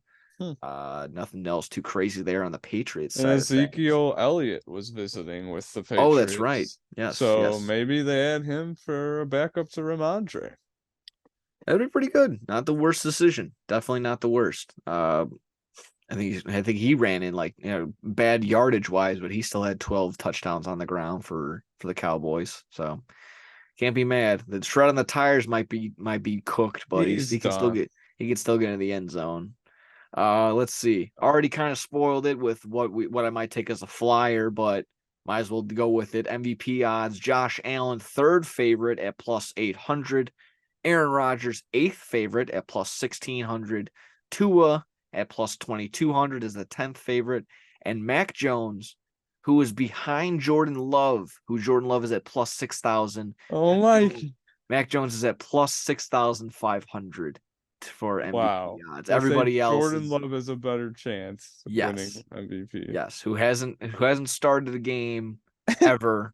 It's been 4 years, 5 years since he's been drafted, and nothing, and he's favorited over Mac Jones. Just thought that was very interesting to note. That's hilarious. Like I said, everybody else, Waddle, Hill, if you're not a QB, you're most likely plus 15,000 and above. So do with that as you will. If you're betting on someone that's not a quarterback for MVP, it's a donation. You're donating money. Yeah, it definitely is. Again, 1-800-GAMBLER if you have any problem with that. Yeah, just don't do that. It's that's just a word of advice. Don't never bet on anyone but a quarterback to win MVP because it will not happen. Yeah, it's just not in the cards, honestly. I mean, someone would need to break every sort of offensive record at their position to even get considered. And even then, they'd be like, well, it wouldn't happen without the quarterback. So for the quarterback, it goes. And you'd be like, what? Exactly. Jamar Chase just breaks. He has 3,000 yards and 54 touchdowns. You're like, oh, well, Joe Burrow threw 60 touchdowns this year, so he gets It's it. like, yeah, after the seasons, I like when Cooper Kupp had that huge season, and like Derrick Henry had the huge season, and I forget, like 2018, I think it was, and it's like, and they did not win MVP, so Yeah. it's like if they're not going to win MVP, then yeah, it ain't Yeah, they're just gonna happening. have Hall of Fame seasons and still get brushed under the rug. It's just not worth it. So take the advice, take it for what you will, as from the two of us. Again, still in the gambling section. So again, gamble responsibly. bit.ly/no sub bets on Bet Rivers. Team totals, wins over under, kind of depending on the odds, might have some different numbers, but I kind of just decipher for what it's worth. Onto the Bills, 10.5 and 11.5 was the over under. It seemed to be just like I said, didn't really matter either way. I'll take the over on both. I got at least 12 wins with a few 50-50 games to get through, but you got to consider also just something to throw in there. And I don't know, kind of dampers a little bit. They do play down to their competition sometimes, so you got to take that into consideration. They do show up when it's worth it for what it's worth, but even those games, like I said, also considering some 50-50 games, I still can cipher out and get at least 12 wins. So that gets me over 10.5 at -150, also over 11.5 at +140. If you don't like those, under 10.5 is +130, under 11.5 is -165, respectively. So any thoughts, questions, concerns? I think it's in the cards. They did a similar record last year, 12-5, if I'm not mistaken. So they can probably match it, even though the AFC East did get better this year. Any thought? Any? Like I said, am I talking crazy about getting 12 wins for the Bills? No, they can. Yeah, they can definitely do that. I'm looking at the win totals right now for all of them. I mean, yeah, I think them and the Jets can definitely hit their overs, but yes, we'll sit just with the Bills right now. They can definitely hit their over Yeah, I for think sure. I that's exactly what I got for both of them. I got both of the Jets and Bills hitting their over. I got the Dolphins and Patriots hitting their under, and we'll get to those. I got the That's Jets number is at 9.5. Over is -115, under -105. On paper, if everyone stays healthy and Aaron Rodgers links up and makes Garrett Wilson into an unstoppable monster, like you mentioned before, I'm going to give them a leg up in a lot of things because of also, like I said, the 5 big games that I brought up, all at home, all tough matchups. You get the advantage there, upwards of 13 wins, and that could give them the leg up and get them the win in the division. So, without a doubt, over 9.5 wins right there. -115. I think yeah, that should be easy. yeah, no, I mean, no real, not gonna argue with me on that one. I know with that one without a doubt. So over 9.5 for the Jets. Hmm. Dolphins at 9.5, overs +100, under -120. I count 7-8, so 7-8 wins for the Dolphins. So that's hitting the under at -120. Can't trust Tua even if he is fully healthy, and Ramsey already banged up. Not going to be and that was their most significant addition to their team. So can't really bang on that. And again, with the Jets getting much better than they did, not just adding Aaron Rodgers, adding the plethora of wide receivers and maintaining a stacked defensive core. The Jets can pretty much maintain that, get that, and the Dolphins most likely won't get a lot of division wins. Anything, yeah. You're basically following the same suit right there on the Dolphins, only not hitting the under. Yeah, I think they're under, yeah. Yeah, I without a don't think doubt. that Yeah, I don't think they'll be able to keep up again with the Bills and the Jets. And like you said, yeah, it's going to be a tough division to play in this year. So Yeah. Finally, Patriots over 6.5. Or I got it 2 different numbers depending 7. on. Yeah, I got it right. I got it over 6.5, over 7.5, right around in between. So over 6.5 is -140, under is +120, over 7.5 For is six and a half? +140. Wow. Yeah, over 6.5 is -140. And Oh, that's okay. unfortunately that's kind of where I have them. I have them overperforming and like I said, stealing one against the Jets, at least just on the pure hatred that Bill Belichick has for that team and that franchise. So stealing one there, still a little bit better than most. Offense is mediocre. The defense is good, not great, but Bill Belichick is still there. So you got to have a little bit, throw a little bit of respect on there. And at the end of the day, these still are professional teams. So I'll get at least one against the Jets. Bill still hates them. But I, of course, don't trust Mac Jones becoming the man in any sort of sense. It's going to be tough. Like I said, if you can get it at 7 or 7.5, I'd maybe take the under right there at -160. If you want to play with a little bit of fire, get that plus money at +120 for under 6.5. Do that as well. Like I wouldn't put too much advisory against it. Yeah, I think again, in the same boat that the Patriots are just going to be PU stinky on this year. Yeah, that's what I'm thinking. Yeah, regardless of the great coaching they have. Yeah, I don't know. Yep. All righty. Division winners, you've already made mention to who you think you got. +270, the Jets. I will roll through it in order. Let me make sure I do that. Bills +120, Jets +270, Dolphins +300, and the Patriots 800. Again, as much as I want to say take some plus juice and whatever and hope and pray, but I do not trust the Patriots or Dolphins fully healthy at all to win this division in any sort of way. I know we've seen crazier odds win the division these past couple of, or at least in like 2008 and that site that you posted that I was on, but Bills at +120 or Jets at +270 might be your best bet, might be the way to go. So that's what I would advise. You want some juice? Take the Jets. Take the Jets. Yeah. I have, like I said, at least one or two more props on each one of these teams so I can fire away. Just a fun one, actually, if you're into the AFC, who's to win the AFC. This AFC East makes up 3 out of the top 6 teams to win the AFC. The Bills at 2 at second behind the Chiefs. The Bills are at +450 to win the AFC. The Jets are 5th to win it at +1,000, and the Dolphins are 6th to win the AFC at +1,200. So something to consider there if you guys are into that. On to individual teams. Diggs, this is my prop for the Bills. Stephon Diggs to record 100 yards.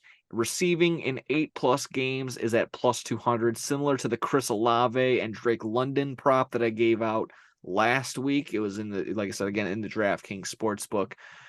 He did it 7 times last year and was at 97 yards and 92 yards in 2 other games. So definitely there was potential right there. If he would have got 1 or 2 more receptions each one of those games, could have hit that last year, but I like the +200 for this year. Stephon Diggs to record over 100. Well, I'm going to get that one more time.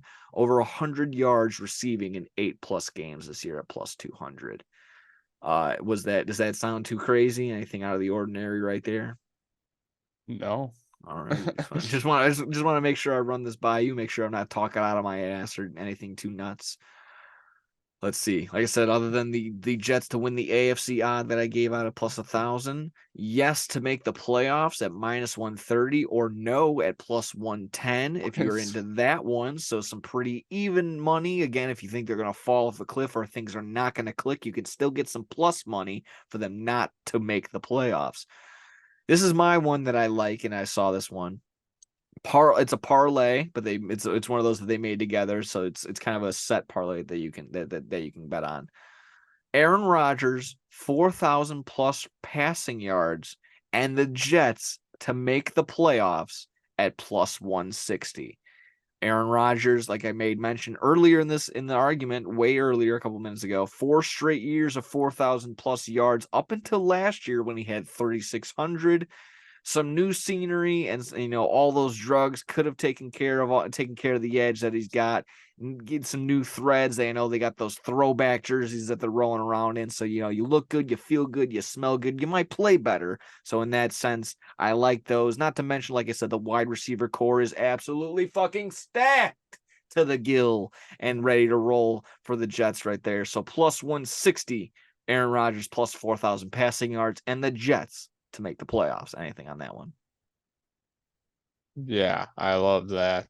I knew anything. You would. I had a feeling I knew you would like that one. I love anything Jets. I love that Jets win +1,000 to win the AFC. I might bet on that. There So you go. There you go. Glad I can bring it to your attention. At the very least, that's what we got to do. Even if I'm not going to take it, gotta at least bring up the numbers, make it interesting. On to the Dolphins. Even money, even either way for them to make or miss the playoffs at -110. So again, something to consider right there for miss. anybody. Miss. There you go. I have two for actually I think I have three. I have Waddle over 1,075 and a half receiving yards. Uh recorded that's at plus 100. He recorded 1,356 yards last year, and if I'm not mistaken, was banged up for a good portion of the season, taking multiple times throughout games to take breaks and actually missing one or two games, if I'm not mistaken. So soared over that by about 200 yards, didn't play every game and was banged up. If you get a full healthy season out of Waddle, should have no problem at plus 100. Both Hills and Waddle's over on touchdowns as well. They're both at 7.5. Waddle plus 110 to hit that. Hill at -135. Waddle had 8 touchdowns last year. Tyreek Hill at 7. Again, with the idea that Tua is fully healthy, both can have monster seasons, even with multiple quarterbacks throwing to them. If Skylar Thompson ends up being the guy or something like that, always seems to find their way open. Pretty solid wide receivers, if I do say so myself. So Waddle and Hills props, I'm enjoying those on the year so Yeah. far. Seems like some pretty solid money. Oh And I'm yeah. not going to sit here and say guarantee. That's not the words we use around here, but those are something I would very much advise on. Patriots, the only one that I liked, and I was lingering on this one, even if it even comes to a sense of a sort of team that's so bad or a prop that's so bad, I just can't give out. But this isn't that bad, honestly. Any player to record 10 rushing or 10 receiving touchdowns is plus 140.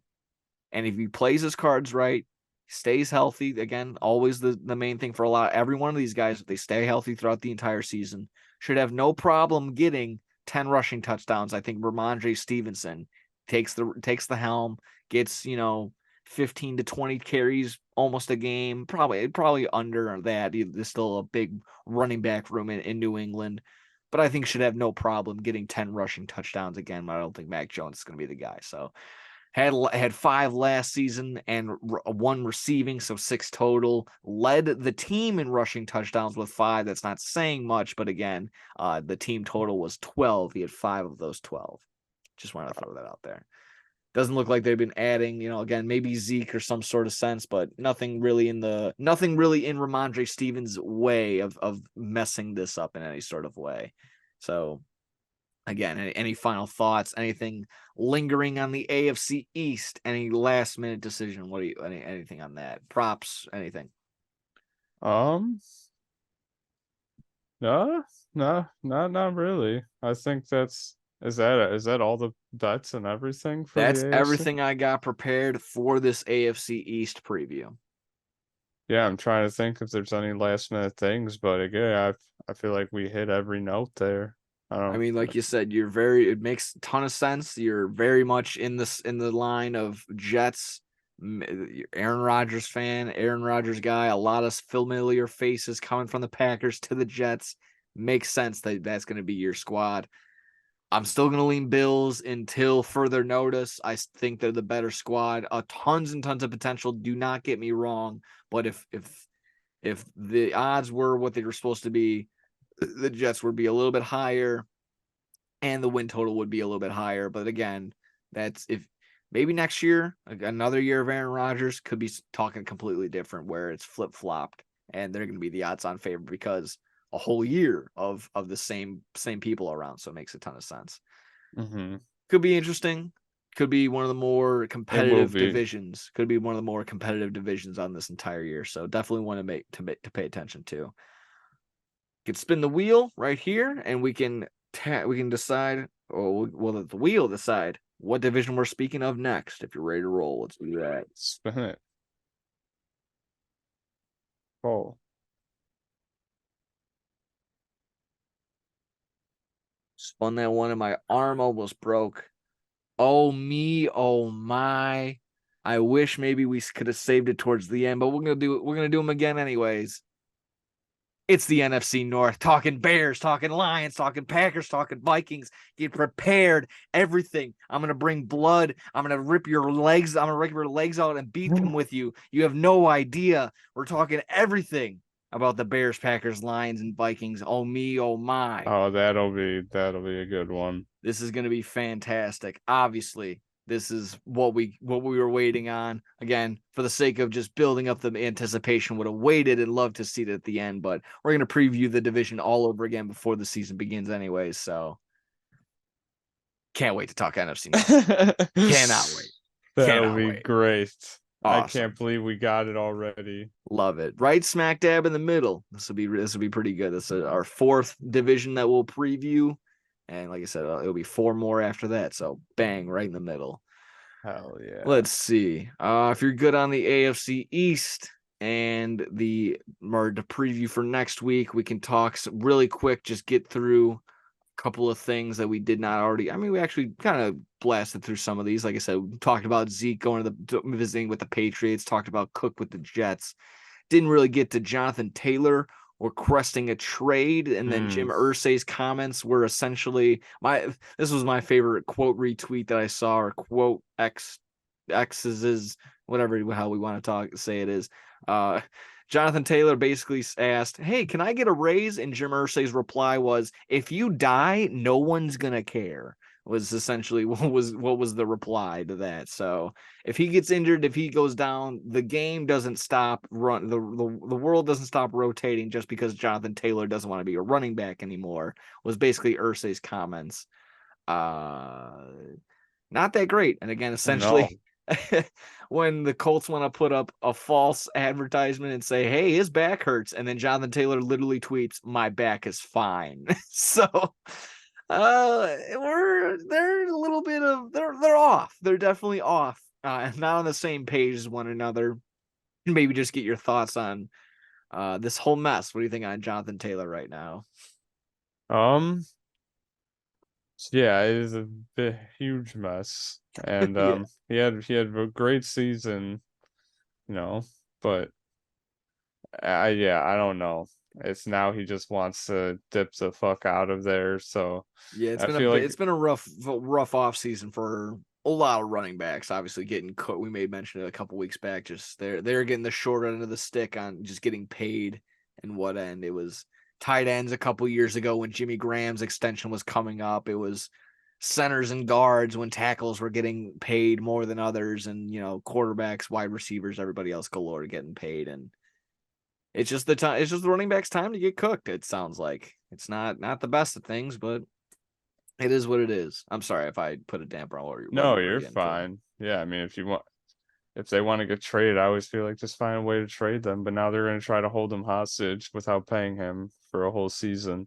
If that happens, that'll be fucked up. So, yeah. And I guess at the very least, if he doesn't like it, he could retire like Sony Michel. He probably won't do that, but Sony Michel retires after about 5 seasons playing for the Rams, playing for Patriots for a little bit too. So I guess no real thoughts, questions, concerns on him, but a solid fantasy name maybe a couple years ago, maybe helped in some playoff runs like a year or two ago. But yeah, Sony Michel retiring. Yeah, still a lot of running back news as of late. Let me see. Omission from last week. Should have maybe brought up the rookies of the year, considering we talked about the NFC South. Bijan Robinson, odds-on favorite to win Rookie of the Year. I think Bryce Young is 4th from what I was looking at. So we'll see on that. That was my only omission. Bears extending Cole Kmet 4 years, $50 million. Quick comment on that. I like it. Good job. Solid move. Didn't overpay. I believe the 9th. I wrote it down in a preview or two the other day.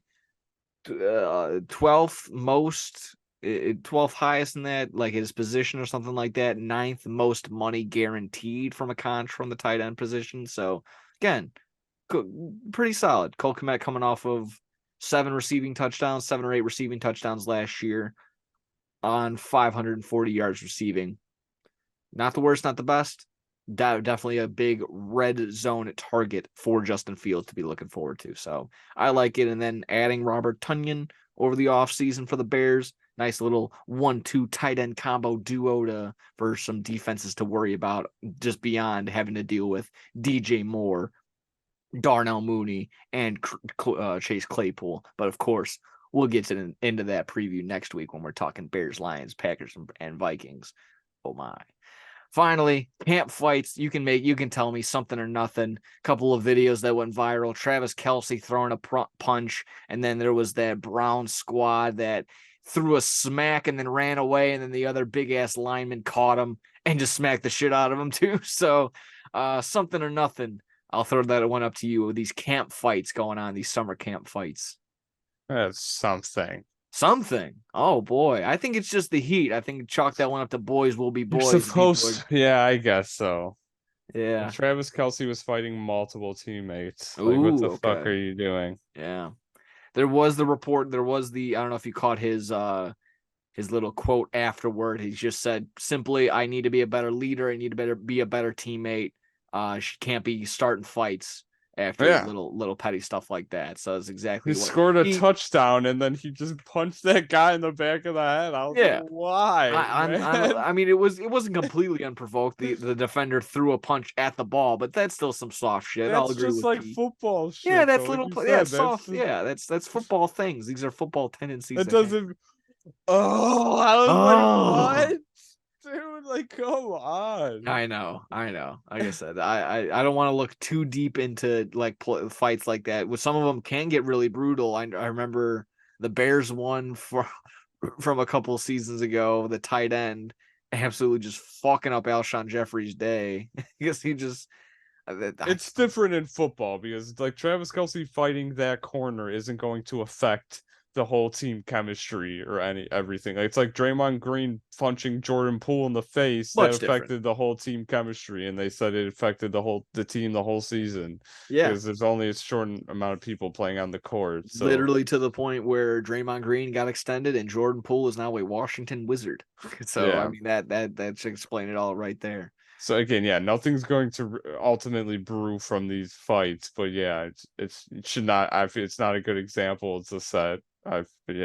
Yeah, just something fun to spark up and try and get some controversy or something stewing up during this off season. Like I said, just loving football's in the air.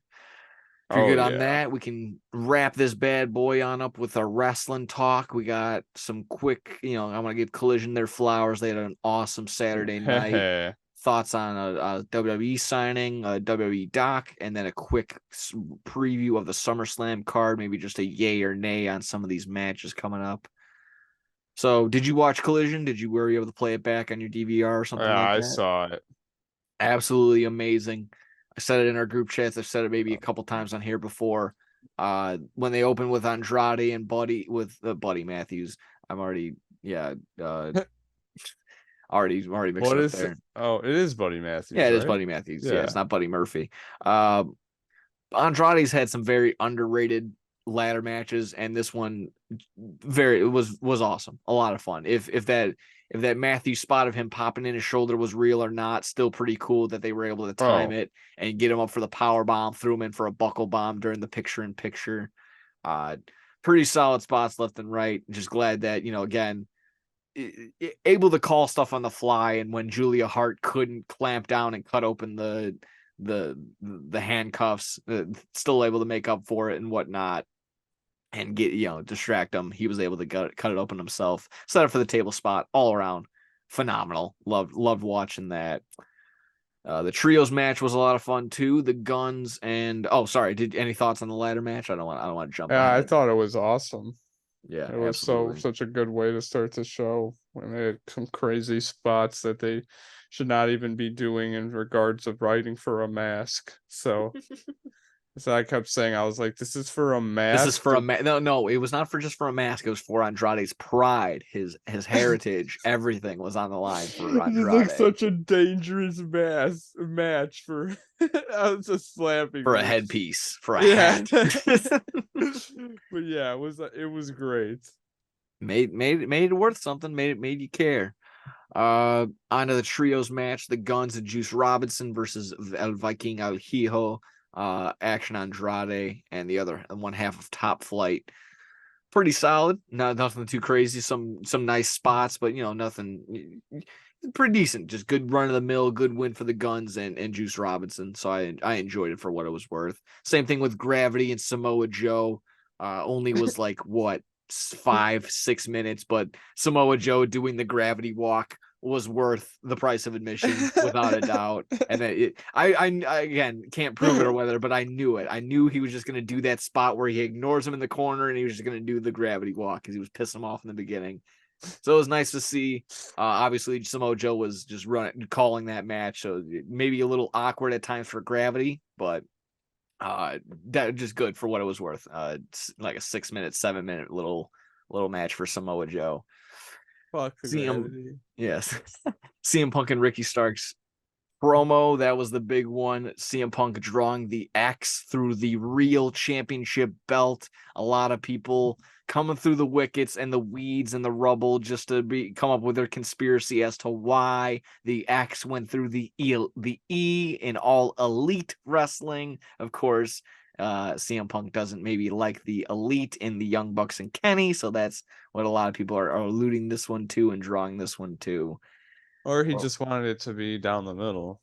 Or he just wanted it to be nice and symmetrical. I'm fine either way too. I'm not gonna look into it either way. Of course a lot of people will, and that will either get the Marks mad enough to maybe buy some tickets and boo him or something. He wins either way. Love it.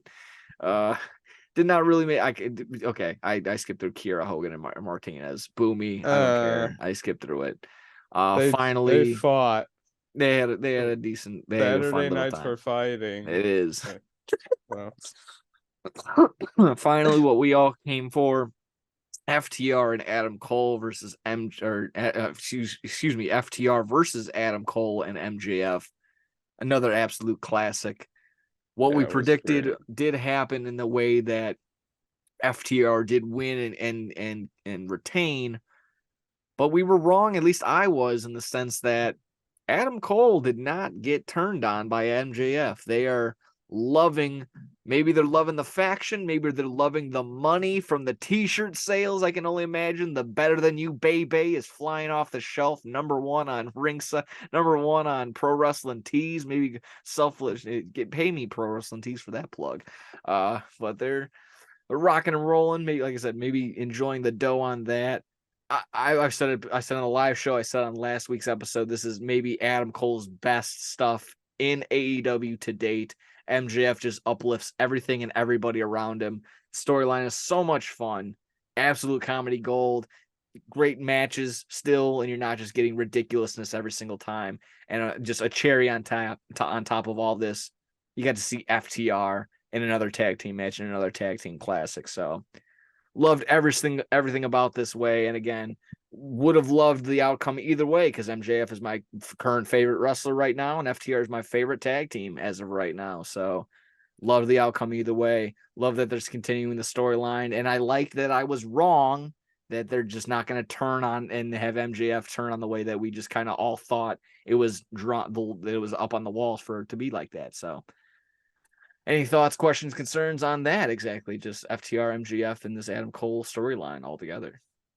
Yeah, I like that they're continuing it, and yeah, just make it last longer so it hurts more when the inevitable happens.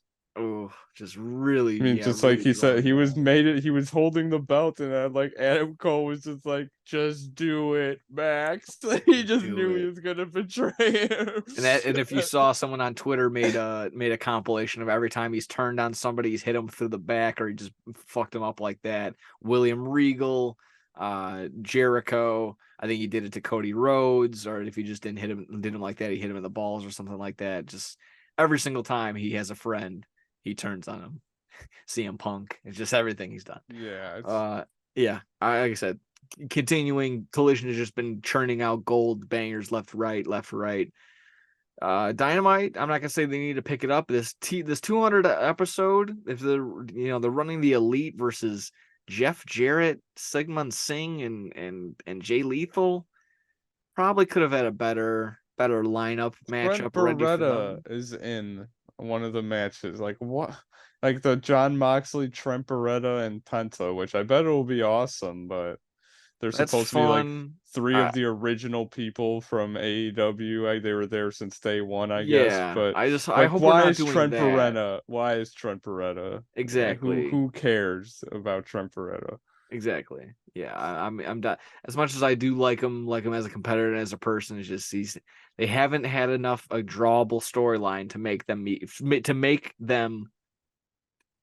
they haven't had a storyline for them to make me care right now. That's just not where they're at right now. Yeah.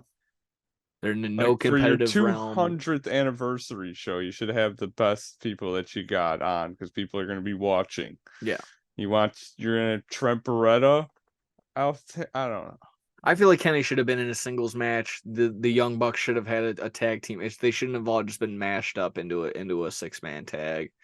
Maybe they got something planned where Don Callis and Takeshita come in and fuck everything up, but I don't know. I personally think they could have stretched that out and had a better matchup, a better card off the top of my head. Oh, let's see if you're good on that. A couple other things to get through. We can finish up on, get our thoughts, get our complaining out. Brian Pillman Jr. I don't know if it's set in stone, but the rumor mill thinking that he's going to WWE. Of course, the WWE marks going to do a full 180 from this AEW dark YouTuber to I can't believe we got this guy. He's going to be number one in NXT. I can't wait for he's going to be called up. He's Brian Pillman's son, right? You know that. So it's going to be a full 180 on like that. He'll Give be me. better. It's like one of those guys where I was like, he'll be better in WWE. I Like, he think doesn't so. need to be in AEW. And when they get like those guys that work, Brian Pillman's one of them. He's a WWE guy. So it's like I feel like their sons, like people that were in WWE like that, are bound to He's come got at good some point. basics. He's got good in-ring ability. He's just boring. He's just boring. So I think he does need that WWE creative to give him some sort of, give him an edge, give him a character, or give him that storyline where and really give off the idea like, hey, I'm Brian Pillman Jr. I'm Brian Pillman's son. I'm here to do this. Go up against Braun Breaker, Rick Steiner's son. Go up against other second generational talents from the Shoot him or WWE. something. Oh my god. But Brian yeah, just Pillman, that's what he did to Stone yeah, Cold. oh my god, he's got a gun. Yeah, I know when that's up on Twitter, that's still some of the funniest shit. But yeah, I'm in that same realm, but it's not a huge loss for AEW. It's just there's potential for WWE to actually, not to be the number one next Roman Reigns, Cody Rhodes, or I guess LA Knight in the sense that he's selling merch, but yeah. But good for him in the way that he's going to be around, like I just mentioned, WWE creative that can be good for him as long as he's pushed right and pushed in the right light. It could be worth it. So good for him. Make your money. Do what you got to do. No problem. Do what you have to do. Let me see. 2 other things left. Cody Rhodes, the new documentary. Full disclosure, it's out on Peacock and whatnot. Haven't seen it. What is it called? The American Becoming Cody Rhodes. Yeah, that was the thing. Making a big deal that it's authentic. It's unedited. It's this. It's that. The previews and everything that we got, we already know it's a WWE documentary. It's not going to be 100% the truth. They're not going to produce facts in front of you and do that. They're gonna bend the truth a lot. It's WWE propaganda. Yeah, to the sense that just from the preview that we saw, in my mind and I think in yours, basically treating it like Cody Rhodes was the founder and CEO of AEW, that Tony Khan was basically non-existent, and then that the Young Bucks, Adam Page and Kenny Omega had basically little to no influence at all in any sort of decisions. Nothing was them. It was all Cody. It was all put on Cody Rhodes' shoulders. While he had a big part in some of these things, I'm sure, and a lot of people were drawn in because of him, that simply just isn't the case. And for those that are going to they're going to rely, the WWE people that haven't recognized AEW, don't see that in any sort of way. The hardos, the marks are going to see this and watch this, and they're going to take that as fact. And it simply just isn't. So maybe just your quick thought on that before I know Triple H had his comment as well. We can get to.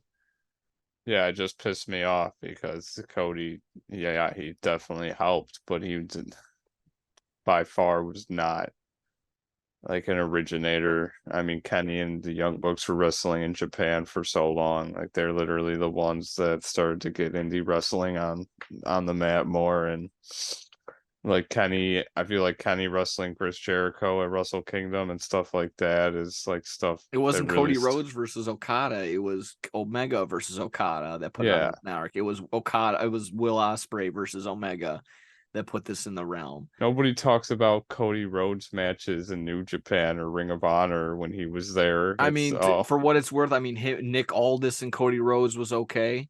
Cody Rhodes and Jay Lethal, but again, you got to be a guy like me that's like looking for shit like that. That doesn't come off everyone. That doesn't come off the top of the head for everybody every now and again. So, like you mentioned, though, all those things for those reasons. I had one more. Damn it, but yeah, I kind of just talked myself into it. I lost my train of thought there, but yeah, also Cody's fuck Go him. Yeah, yeah, absolutely. I just hate this. Like, why does he even need? Why does he need his own documentary? Like his career's ongoing right now. Like why is you need a documentary right now? And how about that lame ass fucking minute and a half thing where he goes, "You can leave this unedited. You don't have to. And I want this part in there too. Don't even block this part. I left AEW for personal reasons. Doesn't give it anything more than personal reasons. Yeah, he said he'll never say why he left.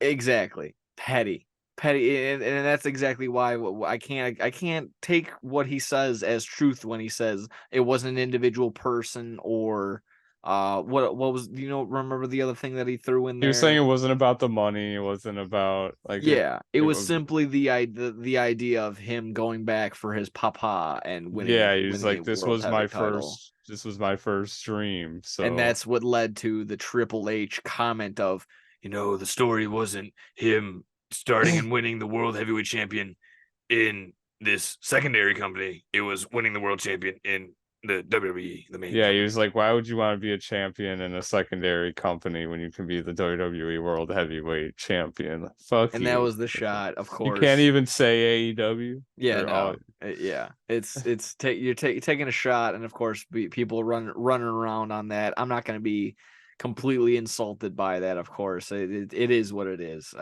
Obviously, we know how we know how it goes. Triple H is he was 0 for 5 in signings this year. Didn't get the big one. Didn't get Jay Lee. Didn't get Jay White. Didn't get any of the Elite in the Young Bucks or Omega.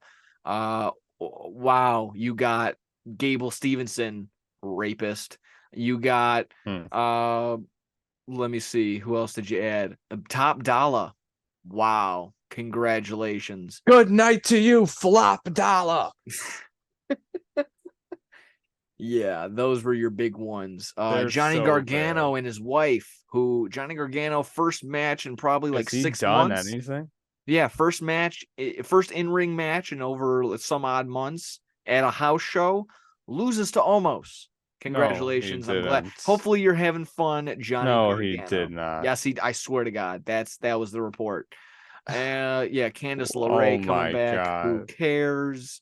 I'm trying to think of anybody else. Yeah, I mean, just constantly. Wow, Johnny Gargano could have been AEW having great matches. With that, he could have ran it back with Adam Cole. Could have had something with really anybody. Johnny Gargano versus current Jungle Boy would have been pretty cool. I don't know. That's just me thinking off the top of my head. He could have worked well with a lot of the people there. Yeah. Yep. But he's not. That's just not going to happen. But again, that's the that's the primary company that we're all trying to be focused on, and you're gonna get a 45-minute fucking soap opera in this year's SummerSlam, but that's what you get from the primary company, not the secondary company that provides actual wrestling and decent storylines. Not the best, decent storylines and good wrestlers, great wrestlers, phenomenal wrestlers from all across and all aspects. So, but keep being small and keep acting like you're the big dog, even though you personally, Triple H, haven't produced shit since 2017, 2018 NXT Gold.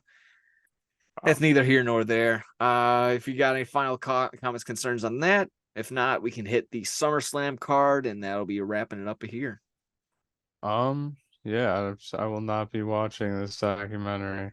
Yeah, neither. I don't think I will be either, unless I'm forced to, unless it's on it like on the bus station or at the train station. Like, hey, I got the Cody Rhodes thing on. Let's see. SummerSlam card. I can plow through it really quick. SummerSlam Battle Royal. Everyone's just chalking. SummerSlam happened in Detroit, August 5th, Saturday night. These pay-per-views / PLEs moving to Saturday night. It's all right. And Collision is not moving their time and date, so I guess they're competing somewhat in some way against SummerSlam. Cool. Wow. Yeah. Yeah. And speaking of LA Knight predicted to win this battle royal, simply just put into place for LA Knight to get a cheap win. I don't really care. That's gonna be again just a cheap way for LA Knight to get a win. Yeah. Logan Paul and Ricochet, just gonna be a high flying match, what you wouldn't already see in an AEW like match, just because it's two guys that you don't see there. It's in WWE. Everyone will shit their pants and think it's brand new. But it's a guy in Ricochet that's highly talented and underrated, going up against a guy that should be in jail in Logan Paul. But that's neither here nor there. Should be okay. Should be high flying, and It should be fun. Yeah, it Yeah. should be fun. I won't put too much of a damper on it. I think it should be cool. Mama rules, MMA rules for Ronda Rousey versus Shayna Baszler. This is gonna suck. MMA rules. This is MMA rules, so it'll be a half. It's going to be it'll be a fake fight MMA halfway. fight. Exactly. It's gonna suck. It's Shayna Baszler most likely gonna get the win with Ronda Rousey with 1 foot in, 1 foot out of the WWE door. Does it even build up Baszler to anything? I don't really care. I don't think she should be a women's world heavyweight champion anytime soon, considering Bianca Belair and Becky Lynch are still up up at the top of the card. Charlotte Flair, yeah, all things to consider there, and maybe just been maybe a mix up, not in this match, but Bayley getting hurt at a house show puts a damper in the women's division as well. So I don't know if that plays into any part there, but maybe in the triple threat. But yeah, kind of getting that sense that you're not going to be watching Baszler versus Shayna Baszler versus Ronda Rousey. Is that correct? Probably not. Am I correct in that assessment? I bet that they'll be able to do some interesting things just because of their MMA background. Oh yeah. Yeah. But I don't think it'll be a complete shit show in that sense. You got two people that very much trained in that sense, but yeah, just the idea of a fixed MMA fight isn't the most appealing to me. Yeah, that's what I was thinking. Yeah, I don't know. It could be cool with the pageantry, put him in and probably put him in a cage, or maybe just leave him in the ring, but probably just gonna leave him in the ring. I don't know. Yeah. Moving on, we get Brock Lesnar and Cody Rhodes 3. This is the third time they've met up. Mm-hmm. And this is they both won one. Yeah, and this will be the third time. I'm just gonna be as interested as I was in the other two. Not at all. Most likely just gonna be a setup for Rhodes to get a Cody win. just wins. I mean, we predicted this since WrestleMania. It's like Cody's just gonna build storyline for Cody to fight Roman again at the next year's WrestleMania. I've heard that it might actually not be building for Rhodes at all. That this bloodline storyline isn't Rhodes' storyline. This isn't Rhodes' storyline anytime soon for to win this world title. It might be building up for Roman Reigns versus The Rock at WrestleMania. Wow. Is what I've been hearing through the rumor mill. And so now Cody just loses his because Grayson Waller might go up against The Rock for one of those promo turned into a match type segments that again also heard was in the rumor mill for that. For what? SummerSlam? I think so. There's no damn way. That's just what I heard. That's just what I heard through the rumor mill. I know that I've heard that they wanted to do Rock and Roman for a while. They wanted to do it last year, but in the Hollywood WrestleMania, but the schedules just didn't work out or something. But I mean, I mean, yeah, you can't. I mean, people love The Rock, so you can't deny. I mean, he's still in great shape. We keep I'll take a so. Rock match, I suppose. It's very much different if you're just throwing like Hulk Hogan in there who can't move, who doesn't have a Yeah, spine, or just like Shawn Michaels who can't see, or just something like that. Very, very different. Again, Undertaker can't really move anymore. Very big difference. The The Rock Rock is is, probably in the best shape out of all of them, oh, and without a he can doubt, definitely still work a probably in better match. shape now than he was when he wasn't on all these fucking HGH Yeah, human growth hormones and shit. When he still looked like a person in 1999. Uh, let me see. Of course, this wants to load on me right now.